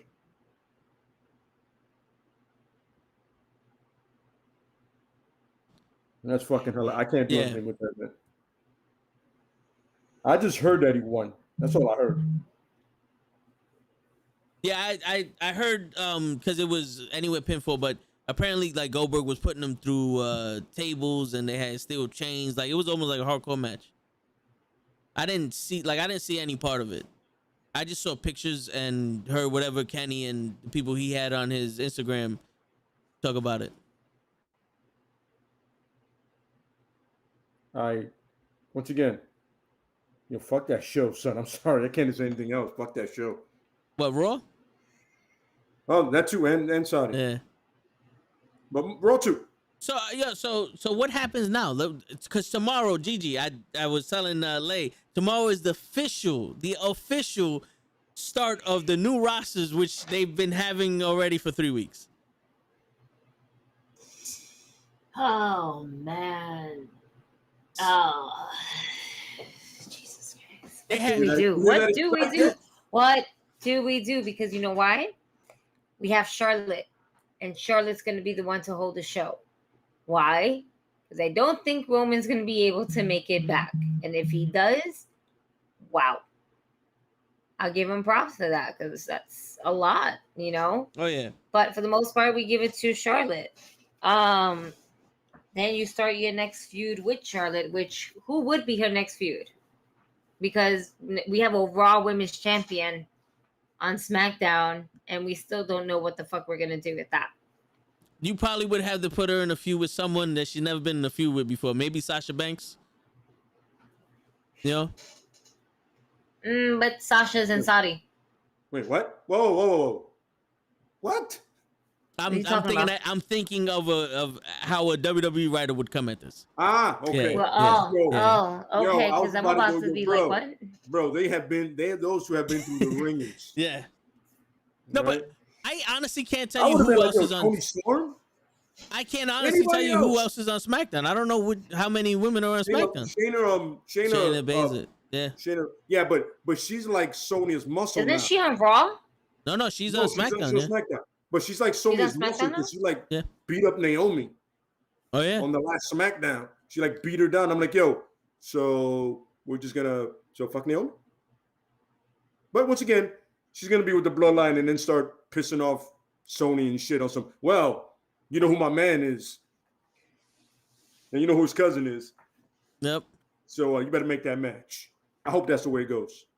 Nah, fuck that. I'm sorry. So. I'm sorry, Naomi. I'm sorry. No, let it go that way. Yeah. I'm sorry, Naomi. I might have fucked that up. Ripley's on Raw. And they stole her title, apparently. They stole her belt. Rhea Ripley. They stole her gear bag. Apparently that title's like 50 G's. Yeah, because it's like real gold and real leather and shit like that. It's a lot different than these commemorative ones. Because these, I saw how they make them. It's like layers of leather and cardboard, and then they wrap it in like a synthetic layer, synthetic leather, and then it's metal, and then it's coated gold. So it's like it's gold coated. Where there it's solid gold, solid leather. There's nothing in between it. That's why when The Rock was flinging it, that shit was flapping everywhere. This shit, if I fling it, that shit is stiff as a board. Yeah, because it's like cardboard and leather and shit inside this, and it's fucking leather. It's gold plated. Have you guys heard how many times they've like lost a title and they use one of those? Yeah, and you could tell. You could tell when they use it. Yeah, I forgot. I think it was in WCW where they lost both cruiserweight titles, the really shitty looking one and the good looking one, and they had to grab one of those. Yeah, and a fan was like they touched it. I was like, that feels weird. It was like if Malenko had it, he was like, I don't think that's that title. And it took him like a week to finally find it. That shit was literally in one of those things, the boxes that they roll along. Somebody threw it in the mistake and said, keep it rolling, buddy. Him and Jimmy King in that fucking box. Yeah, man. From Ready to Rumble, just in case if people don't know who Jimmy King is. Yeah. That By the way, remember David Arquette was a WCW champion at one time. Yeah, it's true. I'm not even being funny. I wish I was lying to you guys, but that's where WCW was at one point. Yeah. And even you know what? Even David Arquette was like, yo, no, don't do that. That's not intelligent. And you know what the crazy shit was, Lay? They still had a plan for him. Yep. They had more of a plan for David Arquette being WCW champion than they did for Big E being WWE champion. Ain't that some shit? I was talking to someone earlier today at work about that. They were like, oh, I was watching the documentary. And, I was watching it on the plane. And I was like, yeah, what did you think of it? Oh, I didn't finish it, but I want to. I was like, oh, yeah. I was like, wait until he gets into the death match. He's like, yeah, but, he was WCW champion, so that means something, right? And I looked at him. I said, absolutely not, sir. That is insulting. He was like, "What? That was the top of the food chain, right?" And I was like, "Nah." That was troubling times for WCW. That was not supposed to happen. It's unfortunate that it's in the record books. It's funny. I remember telling somebody, I feel like Vince Russo in WCW still getting paid by WWE to destroy them from the inside, because it's exactly what he fucking did. Him and Jeff Jarrett said, "Fuck this company." They literally raped that company, son. Yeah. And we all saw it, episode by episode. You know what it was? There was literally no one there to tell Vince Russo no. That's true. It was almost like he was so hell-bent on to prove that he was the reason the Attitude Era existed, that he fucking tried so much shit to be outside the box, and no one was there to go, "Nah, nigga, let's not put Perry Saturn in a fucking dress." The Pro Wrestling Podcast definitely said Braun and a little kid were once tag team champions. Yep. Nicholas. The Bar. Two of the best wrestlers we have. Cesaro was looking like the biggest chump. Yep. Cesaro and Sheamus were a good tag team. I like them. I also like Cesaro and Tyson Kidd. Yeah, that was a good whole tag neck team. Injury. That was dope. That was gonna take off really good. I actually seen Cesaro and Tyson Kidd versus Goldust and Cody Rhodes before he was Stardust in the Christmas show they had in WWE Madison Square Garden, and that was when Cody Rhodes did the backflip off of the cage onto him. It went viral, that video of it, and the crazy shit was that cage didn't have a top. You know how they have that metal top that connects it? That shit was loose.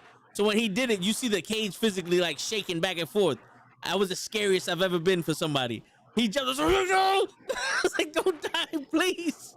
Don't fucking die!" It was beautiful and scary at the same time, bro. That's so funny. Yeah. Like, please don't die. I don't want to be the one to say I was there for his death. Yo, for real. For real. It's like, we don't need another Owen Hart. Yeah, some people already have that trauma. Yeah. Yeah. Yeah. That's what's the next? Oh yeah, Kenny said the last pay-per-view is Survivor Series for this year. The last pay-per-view is Survivor Series? Yeah, we get Survivor Series next, and it's the last one. I know they canceled TLC. If I'm No, not I mistaken. think that got canceled. Yeah. But so when was that? TLC was December, I supposed to think. be After Survivor Series. Yeah, in December, right? Because Survivor Series is supposed to be in November. Pues entonces let's cut that TLC and let's not have a pay-per-view. But I don't see that happening. I just see another pay-per-view We can have popping Great up. Balls of Fire. Oh yeah. God, my God, that was so Yard. terrible. Or is it what is it? Is it Stomping Yard? Whose Stomping great Ground. idea was that? Stomping Ground, right? Stomping Ground. Yeah. The Stomping Yard. Yo, you know, Vince should come out and say, "Fuck it, the new pay-per-view is grapefruits." Remember when he had the grapefruits to do controversial shit on TV? Yeah. The testicular fortitude. That was Mick Foley. Yeah, no, I know, but that was. But yeah. I learned a lot of words in the WWE. Real quick. I know people think that I'm bugging when I say it, but JR literally said it on Dynamite last week. He's getting beat goofier than a pet coon. Just saying it. He said it on fucking Dynamite, and I know he fucking says it. I know he fucking says it. For all you fucking people that think that I'm bugging, he fucking said it. I wouldn't put it past him. When? It was one of those matches. Now I feel like I want to look for the segment. I don't know if it was in the CM Punk matches or when when Sting was doing it to Wardlow, but it was one of those matches. But yeah, and then he used to say that shit all the time when like the Rock and Austin. Yeah. Right, he said all the time. Yeah, all the time he would say that shit. In the Attitude Era. But he definitely said it again on Dynamite. Damn, I'm trying to think about a very obscure pay-per-view that we can fit into December that makes no sense. December to Dismember. Let's bring that shit back, like that's fucked up. That's cool. That is fucked up. With the Elimination Chamber. I wouldn't know. No Mercy. No Mercy is fun. You can make it in your house. No, that's NXT No, because now. that's NXT. Oh, that's right. That's right. And you have NXT. That's a good one. And Halloween Havoc and all the WCW names that they can, take. We could get Same. that triple cage that Hogan and Macho Man were in. Oh, that shit show. Yeah, the triple layer of doom, and have the New Day go through it looking for the Undertaker. It could be interactive like the Netflix shit. I didn't watch it though, by the way. I don't know if anybody saw I it. did. Was it good? I did. Was I it did. worth watching? I did. It was entertaining as Yeah, it it's can fun. It's fun. be. All right, It was I'll watch fun. it. I'll watch it. Yeah, it's fun. I think I died twice before I got to the ending, or I was selfish at one point. They were like, "Nope, you lost." Like, the fuck you mean I lost? Bullshit. Take you back to the beginning from your last fuck up. It's pretty cool. It's interesting. It was just dumb as fuck, but it's definitely fucking cool. I'm gonna have to definitely check that shit out then. Kenny said it was cute. It was cute. Yeah, it was cute. Yo, It was cute. Agree. WWE on Ice podcast. I'm gonna take your Disney on Ice and raise you WWE on Ice for December. Yo, it fits. December is a cold month. They have Christmas. All right. Wait a minute. Can we just call it cold-blooded? Oh yeah, There Cold-blooded. it is. that Cold-blooded. makes sense though. That makes so much sense. Because you know who definitely has to be on it now? The Bloodline. Yep. And we the ones. They the ones, baby. The Cold-blooded. cold-blooded ones. Yep. Or they could be the Great Jingle Balls of Fire. It'll be a Christmas special. You know, it's funny. I'm not even mad at that. You know why I'm not mad at it? Because some idiot brought that up before they did Great Balls of Fire. Some idiot said, yo, what if we move that to December? I can see it now at the meeting in WWE headquarters. What about that name? And everybody's like, you know what? And then somebody goes, Triple H goes, no, don't do that. Just keep Great Balls of Fire. That's dumb enough. We'll just stick with that stupid name. Word. It's not that layers of stupidity on it. Yeah, but I do like Cold Blooded. To be honest with you, that resonated with me. I like cold-blooded. Mhm. Yeah. I do too. And then you can bring back Glacier. Oh, you fucking Glacier. Yeah. He'll be the man to fucking take the title from Roman Reigns. Glacier. And we're gonna make it Here's a crazy snow idea. like it does with Sting. Yeah. We're Have just an gonna actual go back martial to artist do that. it. Yeah, have an actual martial artist do it. Yeah. Not some white guy named Glenn. Hey, yo, and his manager will be Ernest Cat Miller. That's it. Not to be confused with the Battle Cat, Kenny. Yeah, not the Yo, Battle that's Cat. amazing. By the way, now it's just Bearcat Lee. There's Oh. no more Keith in his name. Oh man. There's no more keys. They took away the Keith because that is too urban. Oh no, you know what it was, Lay? Our attorneys send a cease and desist letter to WWE because we have Chris Lee and Kevin Lee, and they can't be more, You that can't many go K's. Yeah. The third Because K our has to be silent. Our Chris is with a K. Yes, We Because can't our have third three K KKKs. isn't silent. that's right. I'm just saying. So now it's just Bearcat Steve. He's been signed to Diamond Wrestling. Bearcat Steve. There you go, Pro Wrestling Podcast. Bearcat Steve in the building. We have another one. Fucking Unfortunate- Steve. Yo, AEW and WWE can't fuck with our roster right now. Yo, for real, son. Not with Bearcat Steve in that motherfucker. Oh, Bearcat Steve. There you go, man. There That's it it. is. There it is. Oh man.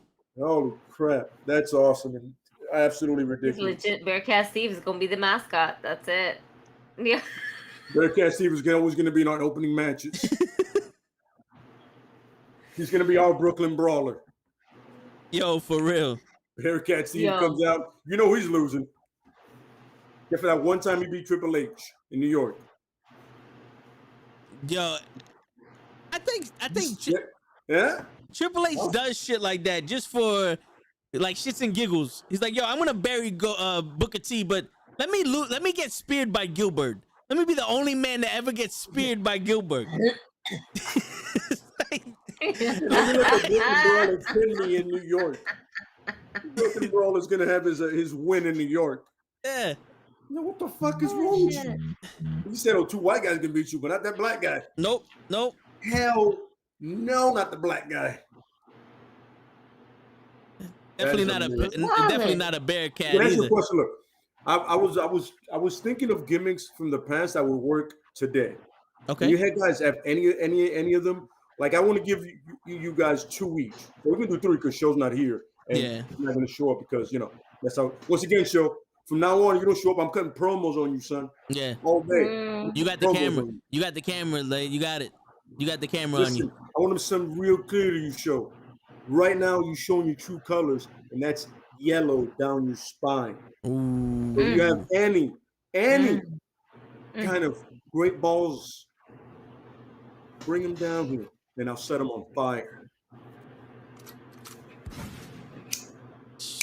Shots fired. Shots fired. That was my best impersonation of Chris Benoit forcing a promo. Word. Oh my Yeah, yo, I god. mean, if you guys remember Chris Benoit's promo, you're like, yo, Yeah. just scream and do this. Yep. Don't try. Yep. And Please then- don't try, Chris. and someone said, "Yo, just fucking get a catchphrase." All right, prove me wrong. Like, what Well, did you it say? sounds like?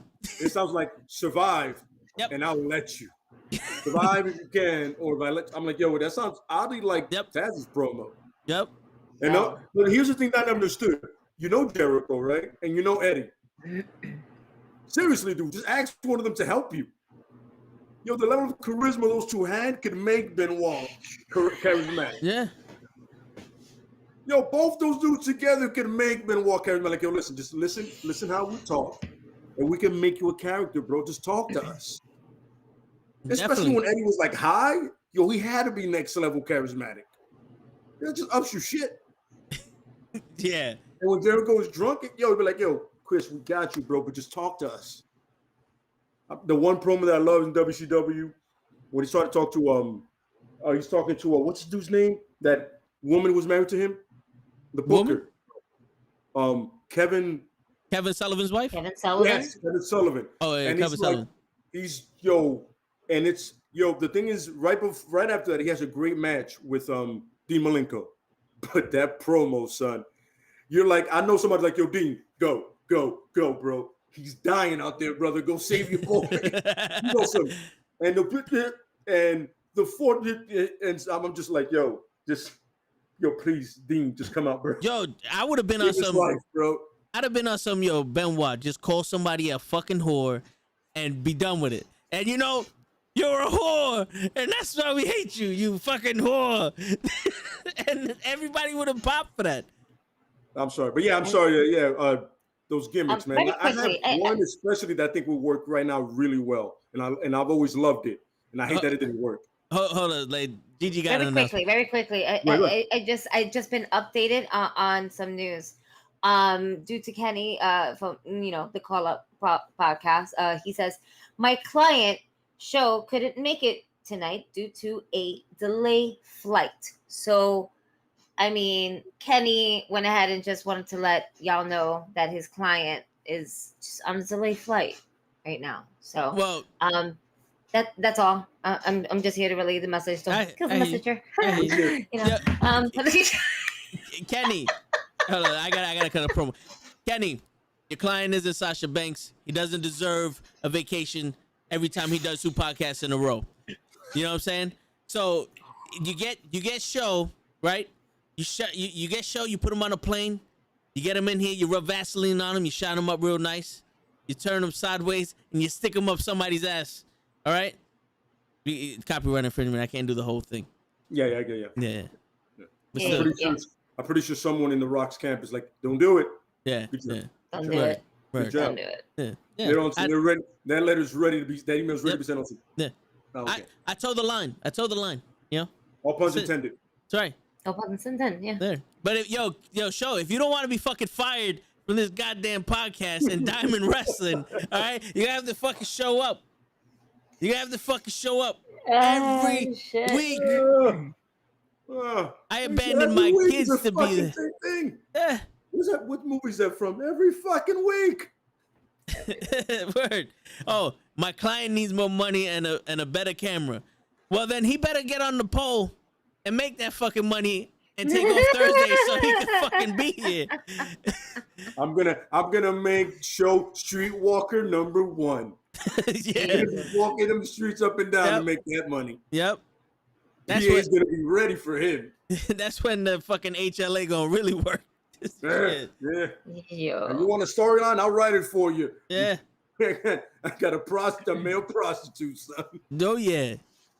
Oh He's- my. Oh, my He's a God, gigolo, and we call him Show. Joe the Gigolo. Oh yeah. And when he gets real nasty, we call him Steve.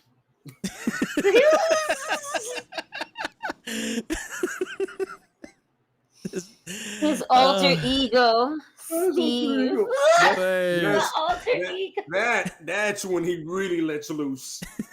Yeah, for real. Hugging Steve, or man. gets loose. Yeah. You know what I mean? Flapping in the wind. Oh my God, this is horrible. So, you need to be No, here but to finish, so- seriously, guys. If you guys know who Steve is, just let us know for real. Like, just let him know. Just forward the message to him. Like, hey, Diamond Podcast, the Knuckleheads over here. Gigi for the win. We just trying to figure you out, man. They just want to know, are you okay, Steve? Because I was told to contact you. I want to know if you're okay. Word. That's all, Steve. Thank you, Steve. Yeah. Is it Steve from like Blue's Clues? It could be. We haven't heard from him in a long He time. recently came back and told everybody, hey, I miss you guys. I was like, yo, I don't even know you. Yeah.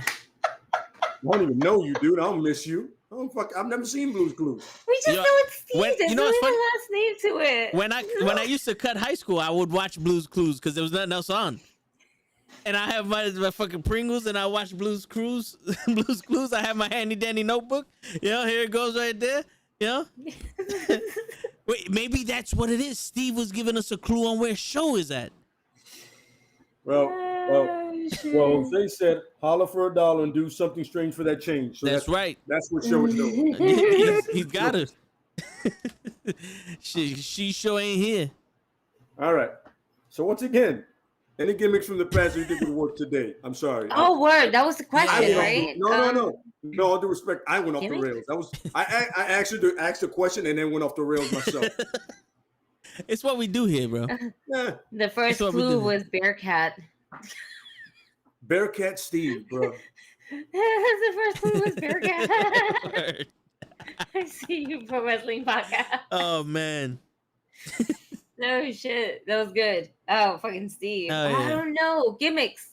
Well, real Focus. quick to give Gigi time to think of a gimmick. Don't forget to like, subscribe, tell your friends, tell Steve, let all his Steve. people know. Tell Steve to like, subscribe, and share it to a Yeah. friend. Tell Steve to come through and be like, yo, now we know who you are. Yeah, that's it. Come on. We're Come gonna on down. Look at you we're now, gonna sign a Steve. petition to start having milk cartons again, so we can put Show's picture on it because apparently he's Yes, fucking missing. absolutely, yeah. You know, Yeah. There's an imposter in the chat that's trying to be like him, but apparently they can't because that one could spell. The real Show can't spell. Oh shit. But, No. but yeah, Yesterday he was flipping out some words and I was like, yeah, that's true. He had his wife helping him yeah. Yo, I was like, wait, what? I'm impressed. expeditiously. Yeah, I was What? like, I'm proud, bro. Circumcision? What? Yeah, I'm throwing out all my big words right now. Oh my Yeah. god. Oh, here we go. Hey, fuck it, man. We already told the line. Our rails are short, so we could get off them real quick. You know, we don't have big rails. But all right, let's go back. Oh, to yeah. Yeah. So sorry. because it to me it was a gimmick as a women's wrestler, Bull Nakano, like how her intimidating look with her hair, the makeup and everything like that. I would love, like again, I told you guys, to see her and Asuka to go at it like in a one-on-one match would have been dope to see that prime. But that particular persona and character and gimmick, yeah, I can see it now being played. They're trying to do that with in NXT when was it Xylin or something like that? Yeah, I think it's Or what's Island. Yeah. Is she Right? the UK You know- champion you talking about? The one that looks like she's like the girl from the Ring. Oh Yeah.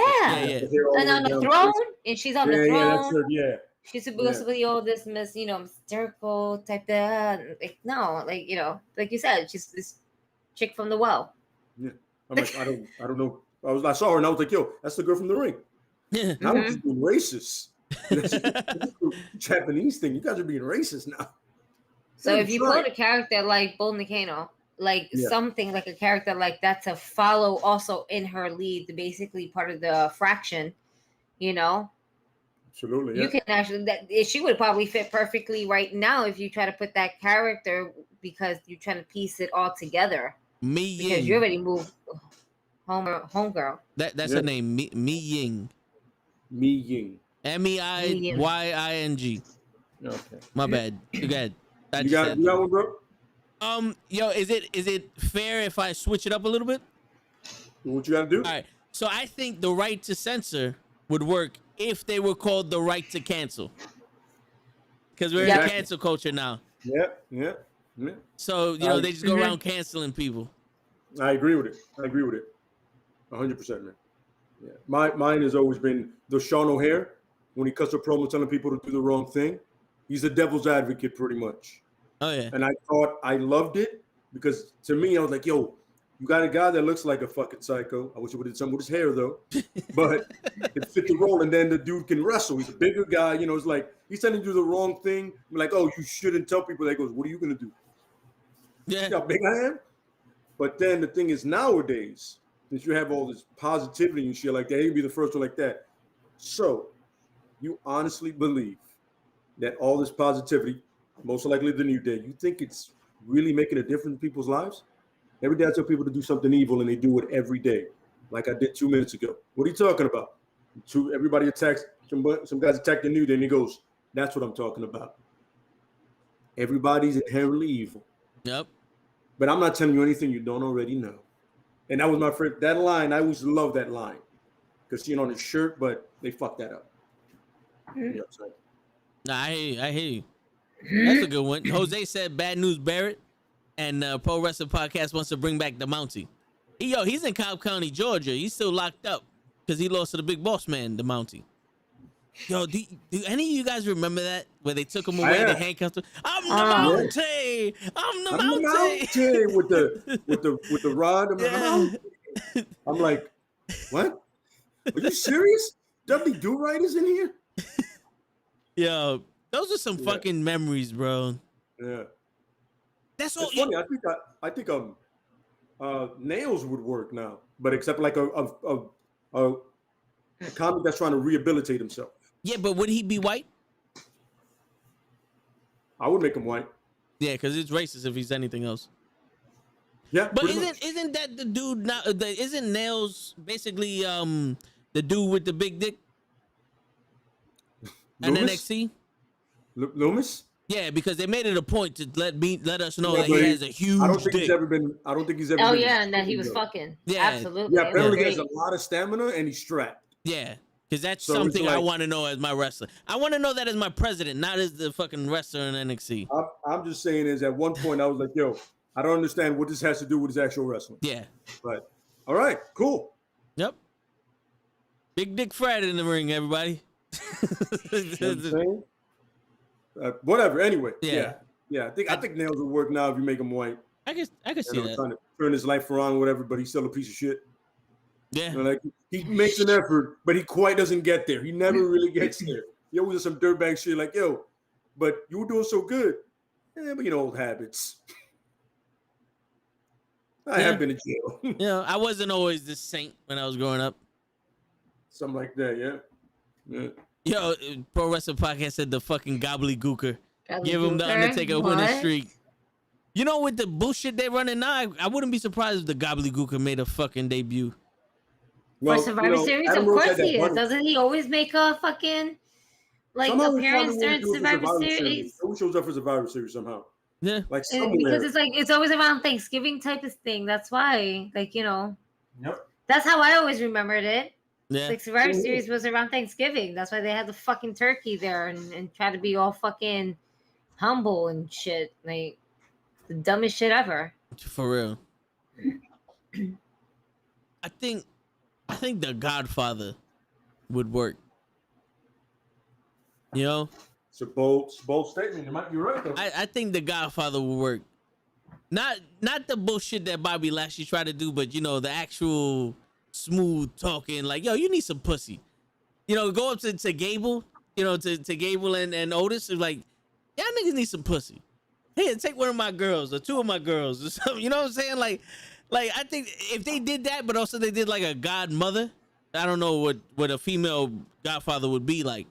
And she was giving out Madam. dudes, yeah, It's like called A a madam. It's a madam. yeah, like if they get Big Dick McGee and she just goes to the women like, yo, you're a little, strung up, you need some dick in your life. He got the stamina for it. Boom. You know what I'm saying? I think that will work nowadays because there's a lot of people that just need to, shut the fuck up. You know? Just I can see saying. that. I can see that. Bad News Brown. I was about to say the same thing. Because he was really on the level of calling people honking crackers. Yeah. He was like right there, but he didn't do it. He was like, with white people like you, I was like, say it, say cracker, say honky. Yep. You're right there. It's like Samuel L. Jackson and Die Hard. He was gonna call me a nigga, wasn't he? Yep. Like Asshole. he's so close. Like right there. So do I offend you? You know what I'm saying? If I offended your people, I don't like you because you didn't get me killed. I was like, that's a good point. Yeah. Good point. But yeah, like Bad News Brown, but he says something that's borderline like white offensive. Yo. Like he'll roll with Karen. Oh yeah. I bet your wife is a Karen. What? Yo, and the Thunderdome, you just see him kicking somebody, you cracker ass cracker, and you just hear mad low like, see, what is he saying? It's like, What is he saying? he ain't saying It sounds nothing. like he's saying something about cracker. You say cracker? Yeah, I believe I did. But he has to be what's that announcer's name? Saxton has to say it. Oh yeah. To make it equally Oh my racist. God. Oh Because yeah. Saxton is like mulatto. Yeah. You're like, yo, he's saying cracker, I believe. He's saying cracker as cracker.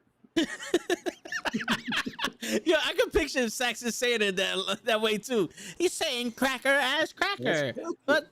What does that mean? Yeah. Everybody, all the white guys look at him like, Yeah, Corey, like they pan to him and Corey Graves just look, that's some Stewie shit. Like, really, nigga? come on, man. You really don't know what this name. Oh man. And automatically, Corey would probably be like, "Are you that dumb?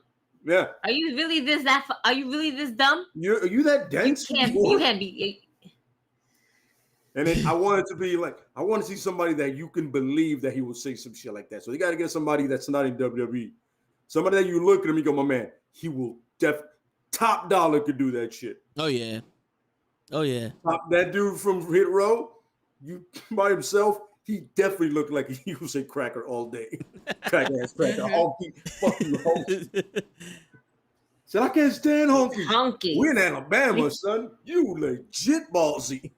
Yo, for real. That'll be like the shit. sense of Rick Rude. Oh, you stupid ass honkies in here. Ooh, I bet you all live in trailer parks. Oh yeah. Say no. That's what I thought. Damn, I went left on that, but I'm a fan of it. You know what? It needed to be said. It needed to be said though. Yeah. Like, it needed to be said. Remember Triple H had that whole angle with Booker T, people like you? Oh shit, yeah. So we can, instead of the nation way, we just have a really angry man saying, Oh yeah. You know what have got a lot of heat? If you brought a character like the Big Boss Man during the whole Black Lives Matter movement and have some fucking heavy ass storylines with like Biggie, the New Day, fucking Apollo, and you know what? And we'll because Apollo is supposed to be, fucking Nigerian? heel, so he'll be that one black guy that he's like, I'm cool with you. Bird. We have no problems. And then they eat the poo poo. But just make sure you keep this big motherfucker in check. Word. I wish That would have been crazy. Pro Wrestling, the IRS would definitely work. I was thinking that also, but yeah, The IRS would definitely work. Big Boss Man in a time like this, shit. Big Boss Man. Controversy. That's It would be the attitude. same type That's of controversy. attitude era shit though. Yeah. Mm-hmm. They don't have the balls to do that now. I'm an idiot. The Un-Americans. Perfect. Oh, the yeah. Un-Americans right now? Oh yeah. But they can't be Canadian. No, sir. Nope. No, sir. You got to get Mustafa Ali and them to do it. Oh yeah. You want a hotbed of problems? That's when you would bring back Muhammad Hassan. Muhammad Hassan, yeah. Yeah, but Isn't he fucking? he was literally done after that. He's like, I'm done with it. Yeah, but he's not really Muslim, isn't he? No, he's Greek. Yeah, that's racist in itself. That shit had me dying when he was like, yo, when I found out he was Greek, I was like, excuse me? he's Greek. Yeah. Fooled me. Yeah, for real. At least his mouthpiece was actually, Yeah. Yeah, he's one of he's just that. But yeah, that would definitely, it would work so much because un-Americans, and then when they come out, like they keep promoting un-Americans, and they come out, people are gonna go, oh, you guys got brasses on you. The marbles you guys have right now. Yo, I think Umaga would work. Yeah. Umaga would work in any time frame, to be You honest with you. You want a heavy for the bloodline. I'll be like that. Oh no. You cannot fight none of us. You can't fight him. You think I'm bad. At least I'll stop. Or instead of the Usos, instead of going through the Usos, you go through Umaga first. Absolutely, or not even. You keep Umaga as like the tribal chief's like fucking like his main nigga. Like you have the Usos though. That's the thing. You have the Usos because there's two instead of one. So Umaga would be initially the first person you need to go through. That's a tough motherfucker. Hell yeah. That's the big bad right there. Absolutely. That would work there. That would definitely work. Jinder Mahal is Canadian. No, but he's of thing descent, but he doesn't live. He was born in Canada. Oh, okay. Well, there's a big Muslim. Like the Singh brothers. Yeah, the Singh brothers. Alex Wright. Nowadays, Alex Wright. I can see that. Which one, Berlin or Alex Wright? Like, that Alex Wright, that would work. Yeah. He would be the perfect TikTok kind of guy. Oh yeah. Oh yeah. That's his TikTok thing. And in all honesty, if you really think about it, you can put Alex Wright with Tyler Breeze, and that would have been a dope ass fucking tag team right there. The selfies, TikTok. Here we go. I do Instagram, you do TikTok, and then we. Yo, are we doing just old WWE? No. All right, because I was thinking of the fucking the Filthy Animals. I can see that. Because we do need a fucking Spanish faction that's gonna be top level. As long as it's not the Mexicools. Nah. There's no lawns in the Thunderdome. And the Young Dragons with two Asians and Jamie Noble. Yeah. Jamie's son. Yeah, I mean, that was. Jamie's really? Is that the best WCW had? WCW had? Is that Jamie's son? No. The best they had was 3 count.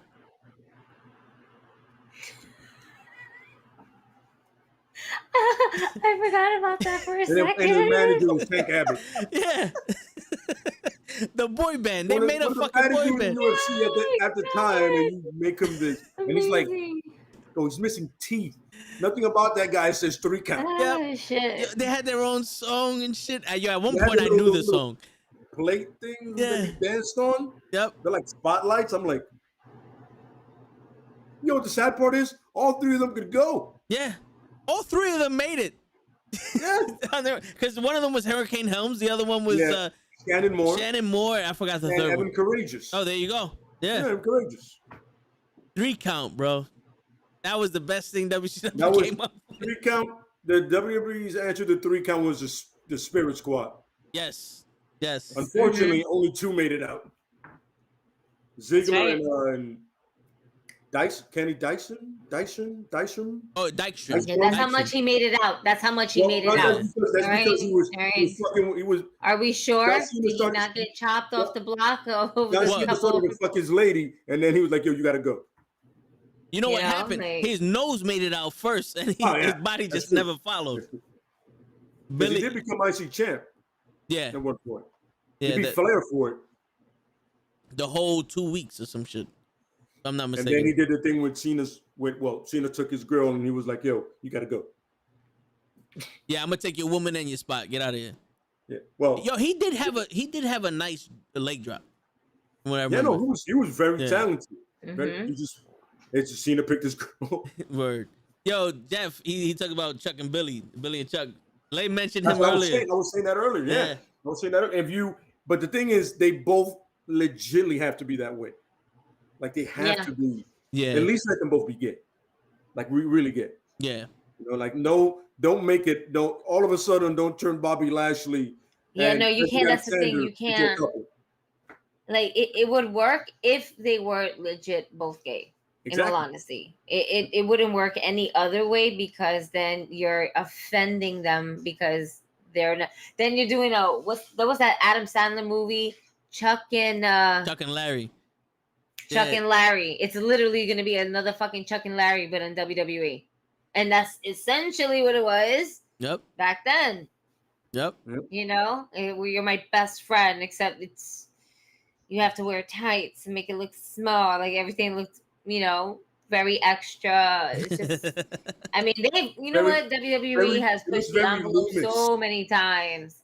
Nothing more can actually like bestow my eyes than fucking Goldust coming out in this green fucking dominatrix outfit.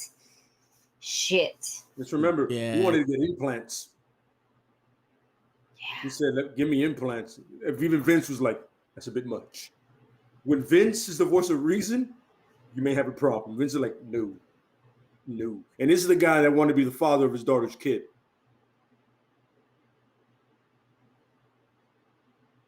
See? That's what they did. You ever heard about reading the room? That's what everybody was like, no. And they were like, what about Shane? Shane was like, no, dude, read the room. Everybody was like, nah, man. That's a little too Jerry Springer for us, bro. Yeah. Yo, See? no, yeah, that's stupid. Yo, Jeff, Gigi, Jeff has a question for you. You know better than me. They have a gay wrestler. They have a gay couple in AEW. Yeah, no, they don't have a gay couple. They have Sunny Kiss was tag team with Joey Janela. They recently broke up maybe about 2 months ago. Oh, shit. I want to say, give or take. You know, Sunny Kiss is gay, but I don't think Joey is. I'm not quite sure off the top of my head. But there's a couple of gay wrestlers that they have in AEW, you know. Some just kind of show out more and some don't. That's it. I think Tony Storm is by. yeah. I think a gay storyline would work nowadays. It's just you can't go overboard with the shit. You also have the Acclaim. You know. Oh, that's right. Yeah, that's right there. Is it one of them or both? It's one of them. I think it's one. It's not the rappers, the other guy. It might guy. be both. Yeah. It's not the rappers, Max the other Caster guy. and Anthony Bowens. And who's the one that raps? Because I don't see them enough to know. Max Caster. He raps. So is the other guy. Okay. I didn't even know they would. You know, it's the other guy. Yeah. It's for sure. He's the one. He's like, you know, he'd be like, New York City, the Acclaim have arrived. You know. Okay, I didn't even know. Matt Caster just likes to scissor people when you put the Acclaim, he likes to scissor people. Yeah. You know, and you'll hear more stories like that with Purple's Best Wishes next week. Right? Yeah. We're still doing that? Yeah? Yeah. Cool. Yeah. There we go. Special guest on next week. Special guest on next week. Purple's Best Wishes. There you go. Ron E. Bosch. Let's go. Man, okay. No, but yeah, as long as you don't make that shit. Yeah, no, like, he does. over Like, the top. it's just videos. He's just like legit, like scissor me, and legit, he does that. Yeah. He wants to scissor you, Lay. How do you feel about that? Wait, who wants to scissor who? Purple wants to scissor Lay, or does Anthony Bowen want to scissor Lay? No, it's Max Caster. He's the one that's scissoring people. When you throw up the Acclaim sign. People. You see how you get suspended, Matt Caster? Yeah. Hardcore fan. Talk to Tony Khan. I just took a sexual harassment course yesterday. Wait, Kenny said that he did it to him. Oh my God, Kenny got scissored by Matt Caster. You got scissored, Kenny? Oh man, we're gonna have to talk about this one. I'm proud of you, Kenny. I'm proud of you. Kenny, I gotta know something, Kenny. Was he gentle?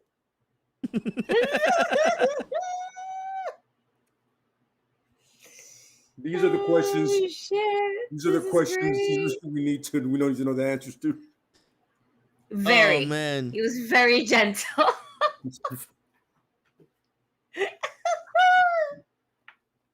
Where you going, Lay? Where you going? It was gentle. Okay, that's good. That's good. That's good. Otherwise, it would have been awkward. Yeah, right. That's what's I gonna make mean- it awkward, not the scissoring part. Yo, But how gentle he was? What happens if, like, maybe Kenny didn't want it gentle? don't do that Well, shit. That's the what Kenny Joe had to man- say. About it. Hey, Kenny, man. I had, hey, man. Hey. No judgment. Judge. We're like Blink. We're like Planet Fitness. We're judgment free zone here. So however you like to get scissored, you get scissored. That's right. However, Get scissored. If you want to get scissored like a man, you Scissor me get scissored like a timbers. man. You do yours. I hope he scissors the shit out of you. Oh my god. Yeah, Randy wants to know how would we do the AEW World Title Eliminator Tournament, and which two guys would you have wrestling in the finals? I gotta see who's in this tournament right now. Yeah, I don't remember off the top of my head, to be real with you. I got you. My brain's been kind of skewed. DB, right? And Jungle Boy, I think. I don't. Am I just shooting names off the top of my fucking head? You might be. You might just be, Okay. remembering the roster and going, these guys? Yeah, you know what? I'm probably just going through the roster. I'm not mad at you. I would do the same thing. I'd be like, MJF? Is he in a storyline? MJF is fucking with Darby Allin. That makes sense. I like that. The guy that won't shut the fuck up versus the mute. I'm with that. Yeah. It just, that promo's gonna be so one-sided. Yo, for real. Shit. They fucking Hold on, I gotta have to just Google this. It's funny, you know, I saw like an Instagram thing of Ricochet, and I was like, yo, I looked up the roster and I was like, oh, he's on SmackDown now. Okay, here you go. This is the I tournament. forgot. This is the tournament. You got Dark Order's 10 versus John Moxley. Orange gone. Cassidy versus Powerhouse Hobbs. He's gone. Dustin Rhodes versus Bryan Danielson. Lance Archer versus Eddie Kingston. Those are the people in the tournament. Okay, so fuck Cody, first and foremost. 5 days No, ago. Dustin. That's Let Dustin me Rhodes. see. Let me Dustin. see. Yeah, Dustin. Still, that guy got to go. That's why I was like, wait a minute. Like, I have to look at it. Like, where are we at? Dustin versus who? Bryan Danielson. Dustin's gone. Danielson. Moxley, of Dan- course, is moving on. What was the other one? Orange Cassidy versus who? Powerhouse Hobbs. Orange Cassidy. You know, and then Lance Archer versus Eddie Kingston. Eddie. Yeah. You know something? I would fuck with all y'all. I would have 10 beat Moxley. Powerhouse Hobbs beat Orange Cassidy. Dustin Rhodes beat Bryan Danielson. And Lance Archer beat Eddie Kingston. And then have 10 go to the finals against Dustin fucking Rhodes. And then give Dustin Rhodes a title shot. And that's how you would incorporate Cody Rhodes getting a title shot again from Kenny Omega. But that's how you would have them rival. But I would say, fuck it. Bryan Danielson doesn't need a tournament to get a title shot. No, he doesn't. And Dark Order's 10 winning over John Moxley would give him something to do. It would give him even more props. Because unless John Moxley's winning this whole tournament, he doesn't need to get into the second round. Have somebody fucking screw his ass over. Let the new guys go and see how they work. This is gonna be I don't want to say a throwaway fucking shot anyway, because it's not. It's gonna end at the pay-per-view Full Gear, so it's probably gonna be defended at a Dynamite. The AEW title. I feel like with Orange Cassidy and Hobbs, I'm wondering, because Orange Cassidy is walking around with this fucking his protege and whatever the case may be, and Homeboy I think got his ass beat by Bryan Danielson. So maybe he would try to try to interfere in the wrong way. I don't know. Maybe that's just me being programmed because it's WWE. But I wouldn't mind watching Hobbs go over Orange Cassidy. I wouldn't mind that one at all. Yeah. See, that's the thing. I would like to see Dustin to have the championship, but right now because Brian, oh God, yeah, Danielson is just hot right now, and they're just gonna try to put the title belt on him, and I don't think they should. Should put it on Page, Hangman Page. Yeah, Neo, and you I built think- that storyline for a Yes. year. Give me a payoff. but it's the thing. You saw did you guys see the picture where Tony Khan holding the clipboard? Yeah, I saw that. You know, are we still gonna get that same thing, knowing that that shit was leaked, or are we gonna now change it up? Are you still gonna give the fans what they want? I hope we get that same Because one. at the end of the day, Hangman's gonna win, and we want to see that. Like like they said, you build that shit up for like a whole year. There's so much history on top of that, so that's what makes this so much better. Because there is history, there's a story, there's more to it. There's actual. It makes us feel like it's real because we've seen all the vlogs that they've done together and in Japan, coming into the US, doing this whole thing together. You kind of see like the rise and fall of their friendship. Yep. And it still sells a fucking story. That's what makes it so much more emotional. That's what makes it so much that more important to watch than to have somebody that just came into the company not too long ago. I agree. Yeah. Like I said, long time, great story. It took twists and turns. His wife was going to give birth. I get it. Go do your thing, bro.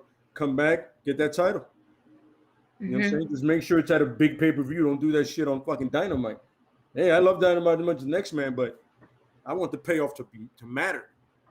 Well, aren't they wrestling at Full Gear? Yeah, I believe they are. Yeah, I That's believe the match supposed to happen. But, I hope he wins there. And then you can have Dark Order 10 versus Hangman Page. They're friends, right? Yeah.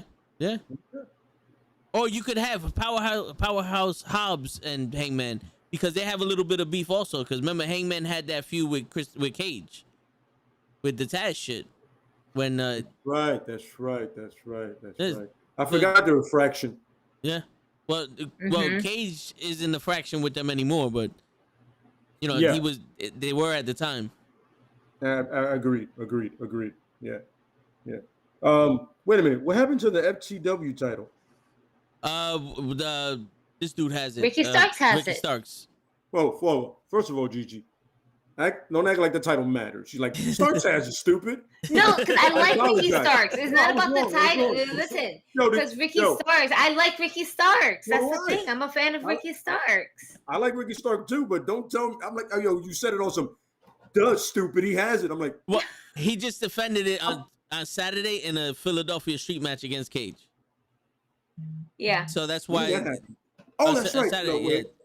Dynamite was that on was Saturday. That was Dynamite on Saturday, just like it's gonna be on Saturday again this week. Yeah. I'm sorry. You're absolutely correct. But nobody knew he had that title. No, not really. With all due But respect, that's the thing. It's not really a title that it feels like it holds any type of prestige to it. They So said it's it. like the secondary titles in WWE.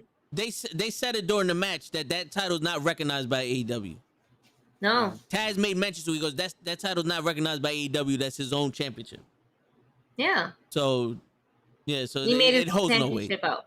It's like the $1 million title. It's just a strap. I was about to say the same thing. Yeah. But I was called an idiot for not knowing who had it. Yeah. Well, yo. You did not call an idiot. You called yourself that. That's not my problem. No, Toe. You heard that tone, right? Yeah. You're like, Ricky He Starks, Starks has motherfucker. I'm like, that sounded like she was telling me that Sasha don't like me type shit, you know? yeah. She don't like you. Oh, look at the same That's the tone. same tone. Same tone. Yo, you know that's like Kevin Hart done Cheeto. Damn. Yep. Sorry. Look at my man. Your tone says it all. It's like, nope. Yeah, the whole fucking. Not as bad, though. Not as bad because Yeah. you went No, on the that was studio bad. and he said, That was nope. bad. I was like, I was like, Yeah, he's never gonna let get that that? down. but it was close. Yeah, almost. But yo, Pro Wrestling Podcast said it's more important than the 24/7 title. Absolutely. They should just make that title the fucking flipping title, because that's all Reggie's doing now. It was cool the first time you see it, but come on, my man. This isn't First Cirque of du all- Soleil. First of all, that title is fucking disgustingly ugly. It is. It's not as ugly as that stupid Greatest Rumble title that Braun Strowman won, but it's fucking ugly. The first Yeah. time I saw it, I was like, yeah. That title that Braun Strowman won looks like the Creepy Crawler's fucking title. Yeah. But Absolutely. it's still, to me, it has more than the fucking tag team championships. The nickel titles? Yeah. Nickel Like, and yo, dime. to this day, when it was first the pennies, right? Yeah. And I'm not talking about the sneakers either. When it first the pennies, I was like, that's different. Then when they both became nickels, and I was like, I like the design on them with like the Spartan helmets. Yeah. But you Just can't make it see them. gold. Just make Yeah. it gold. Yeah. What?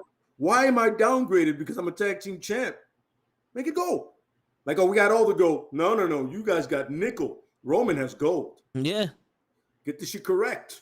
And there's barely any gold in that WWE Universal title anyway, because it's mostly This shit diamond. is mostly leather. Yeah, pretty much. Yeah, it's a fucking outline of gold and leather. First of all, I got to give props to The Rock, because the best thing he ever did was present it. Go, look how beautiful his title is. You fucking liar. You're lying to us, son. Well, Even you know that shit is ugly. That's why you don't want it around your waist. Compared to that spinner title, it was fucking Holly Berry. You know what I hated Title. about it? That Edge, and I'm not a fan of it. We all know this, that he decided to keep it going. Yeah. And He CM Punk, nobody changed it. They just put this. I don't they think just put nobody the was emblem in the allowed to middle. change it at that time either. I'd It's be just like, yo, no, can you- there's the title belt. okay, can I change his ugly ass title, please? This shit is gross. Yo, fuck that. I'd have changed it and kept it be. Yo, ask for forgiveness, not for permission. Yo, Like, like- the Rock had the Brahma Bull title, the Smoking Skull title, and then they just changed it back whenever somebody else wanted. Yo, fuck that. I'm Yo, gonna like be like the- Triple H with that crown. I'm not wearing this shit. My bad for cutting you off, Lay, but go You know, ahead. like when JBL destroyed that John Cena title and came out with the other one, the US title, he goes, Yeah.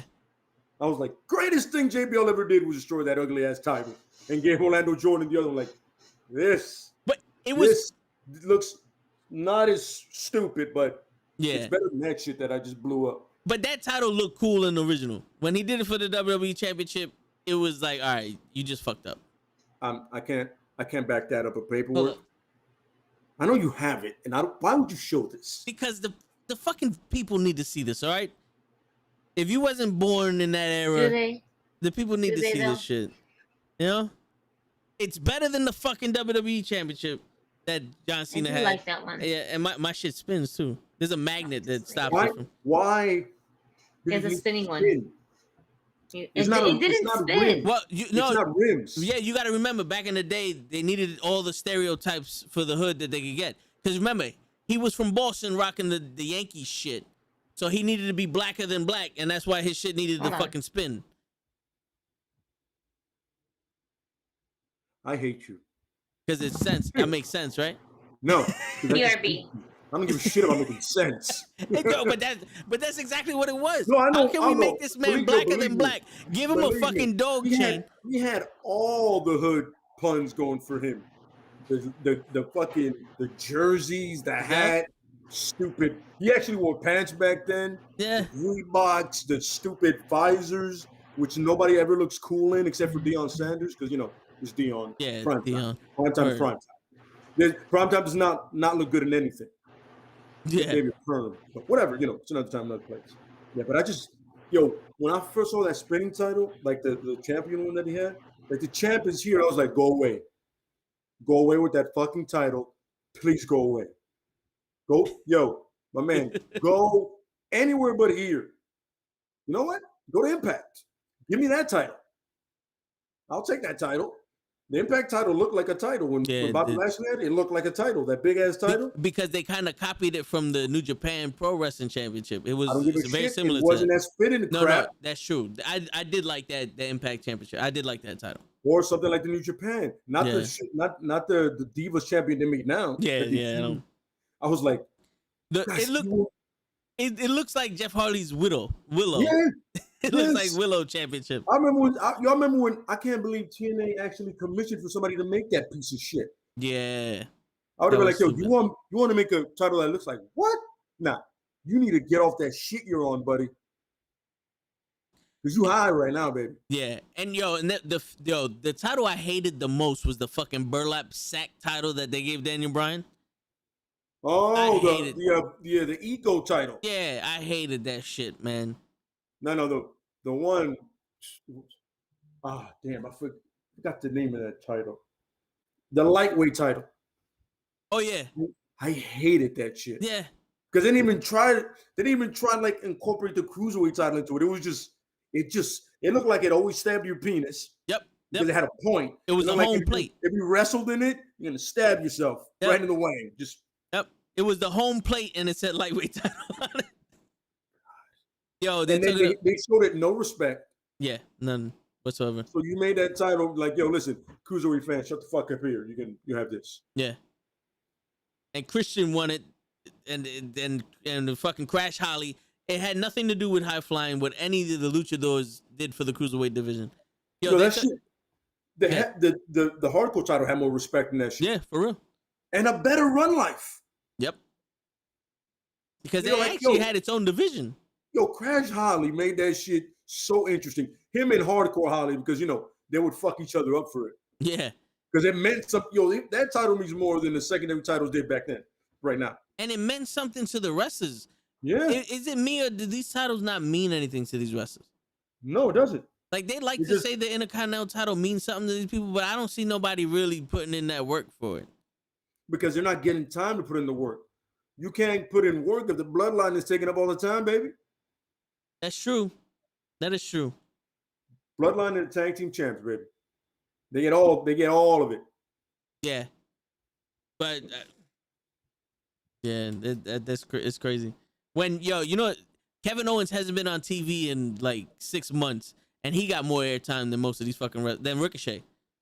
He has more airtime than Ricochet because I've been seeing nothing but promos for Kevin Owens. And funny, and once again, I had to check what roster Ricochet was on because I forgot he got drafted to SmackDown. Yes. I was like, oh shit, that's right. Not one promo about Ricochet going to SmackDown. Nope, because fuck him. Yo, they're talking about John Cena's pumped up. Remember the shoes before he put you in the attitude adjustment? Because I'm not calling it the FU anymore because fuck him. But he used to pump up his shoes and do the attitude adjustment, the ugliest shit I've ever seen. Remember his STF or what they called it? Yeah. I know somewhere William Regal's like, yo, in NXT, like, stop doing the move. Yeah. You suck at it. Yo, and you know what's crazy? I know for a fact that when Stone Cold gives a compliment to Sasha for her bank statement, he's saying John Cena did that shit horrible. Because it didn't look like it hurt anyone. It didn't even look like it hurt him to put it on you. Like, my man. No, it looked like it hurt him to try. It just hurt us to watch it. Like, I remember somebody was like, yo, somebody had one move that was like the Rings of Saturn. I forgot who it was. Somebody had it that looked like the Rings of Saturn. I was like, no, that's not the Rings of Saturn. That's a shitty version of it. Yeah. Perry Saturn was way better at it than that, man. Yo, it looked like it hurt. That shit looked like it was the most devastating move to put on somebody, the Rings of Saturn. And then when he did it, you know what also helped? Perry Saturn. Yes. Also looked like a deranged son of a bitch. Yes. Because he was. Yeah. You know what I'm saying? The Wrestling Podcast said his hands are nowhere near the dude's face. This is how he put the attitude adjustment on. Like, his hands are my hands, and I'm the guy who put it on, and I just got to do this. Is it? Are you in yet? Like, what the fuck is going on here? Yeah. Like, what the fuck, son? Yeah. It's not like the crippler crossface. Oh shit, Gigi got booted again. Nah, I could have sworn I saw her click something on some show shit. Oh, all right. She's doing something. All right. Maybe she's pouring out one for the homies. Probably. Or maybe she's just a top secret Cena fan, and she got tired of us talking shit. Ooh. You know? Yeah, now you're gonna get it when she comes back. Yeah, I know. I already see it coming. Yeah, I'm gonna tell her that Show wrote it in the chat. You know, she ain't reading the chat. See, yeah, Pac does it, but Pac does it good because Pac is kind of built like Perry. And you know what? Pac can wrestle. It's true. Student of the game. Yo, he's proven that he's a way better wrestler outside of the WWE than he was in WWE. Oh, perfectly, bro. And I'm happy that he left the way he did. He was like, yo, this clown is gonna beat me for this clown ass nigga. And I got nothing against Enzo at all. Yeah. But this clown ass nigga is gonna beat me. And guys, I can go. You fucking bugging, man. I'm out of here, man. Yep. Bullshit. Take your shit. He literally left that day. Yeah. He said, all right, I ain't coming back, fellas. Now that's how you quit. Word. Austin Aries won't go over on me, but this fucking cocksucker would. Yeah. And Austin Aries, it's funny. I knew Austin Aries was gonna last in WWE because of his attitude. Yeah. You know what I'm saying? He's a cocksucker, bro. And a vegan. Oh, that's even worse. Welcome back, Gigi. Hey. Yo, Show wrote in the chat that you're a secret John Cena fan and you left because we was talking shit about John Cena. Show didn't even show up. What are you talking about? You saw Kenny. He said, I'm deleting this show. Did you have to come and delete me too? I'm the only one that sent the message over, man. Like, you ain't have to do me dirty like that. Sheesh. Word. Anyway, it's all good though. Listen, I am about to actually skedaddle. Oh, it's 12 o'clock. It's about to be 12 o'clock. We about to call it a night. Yeah. Yes, sir. Point. Yeah. So go ahead, Gigi, say your final statement, say your piece. Yeah, dope as always. Always a good time. Definitely follow us, please and thank you. Like, subscribe, and share with your friends. That's right. Because, you know, your friends could be our friends, and then we could all be friends and then continue to grow this wrestling community. But if you're a scumbag and that just wants to keep telling me that you love me, you love my page, oh my God, I love you, can I come and hug you and squeeze you? And go fuck yourself. Word. No, you may not. And stop fucking sending me shit like that because I'm not going to respond to you. Okay, so bang, bang. That's right. That's it.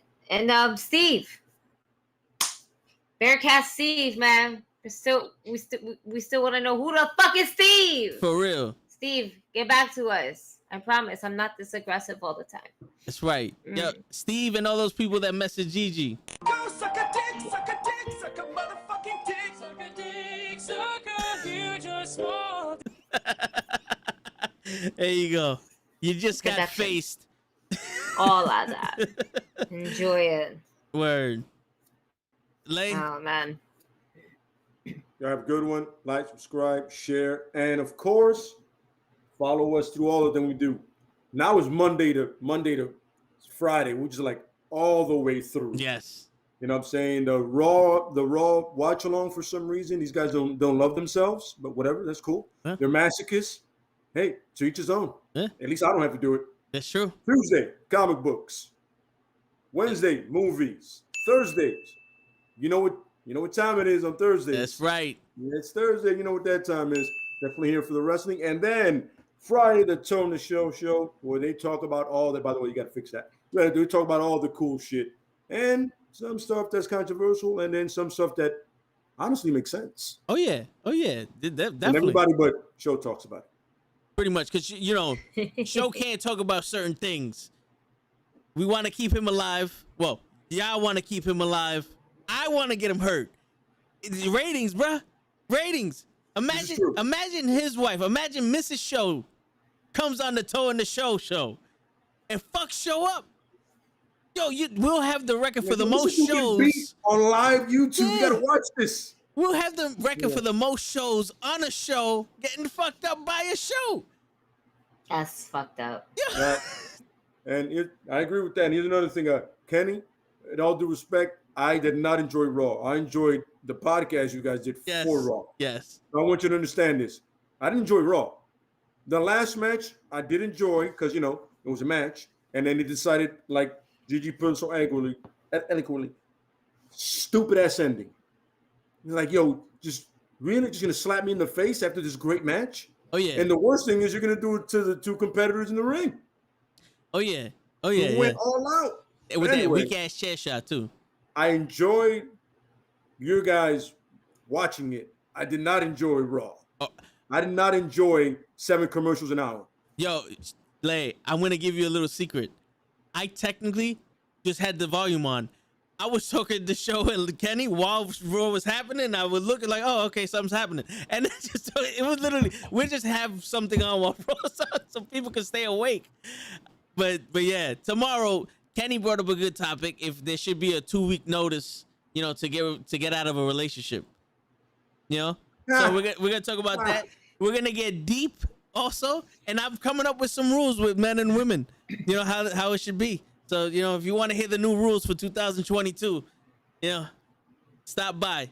Gigi, it's always a pleasure to have you. Always, Appreciate you coming. Show didn't make it for some fucking reason, so we're gonna have You know to what fuck he him up. was? This show. That's true.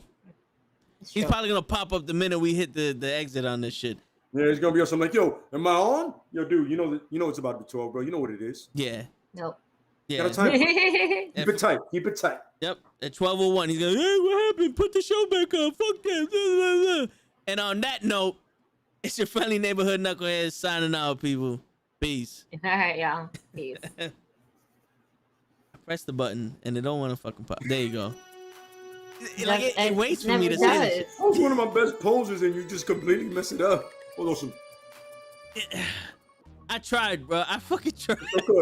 Yo, it's okay. One day you're gonna get that button down pack, bro. Yo, it either happens as soon as I press the button, or like like a 20-second delay. Like I don't know whose man's is this. How the music just stopped? That's horrible. The music paused for a second and then started playing again. You did, Yo. remember the feed we did that wasn't on YouTube yet? Oh yeah, yo, cause I said a premiere, so it's like, yo, in 30 minutes it's gonna pop, and I hit start streaming on OBS, but then it popped up with a message saying you have to press start streaming on YouTube, so I had to go to the YouTube channel and start streaming. The entire entrance that we did, the entire intro was not on YouTube. We did that shit off air. That's funny. It's like, oh man. Oh shit.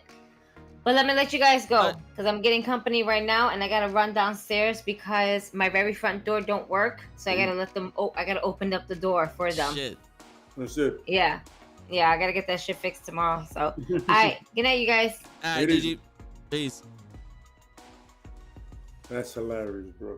Hell That's all yeah. you do. Press the button. There it is.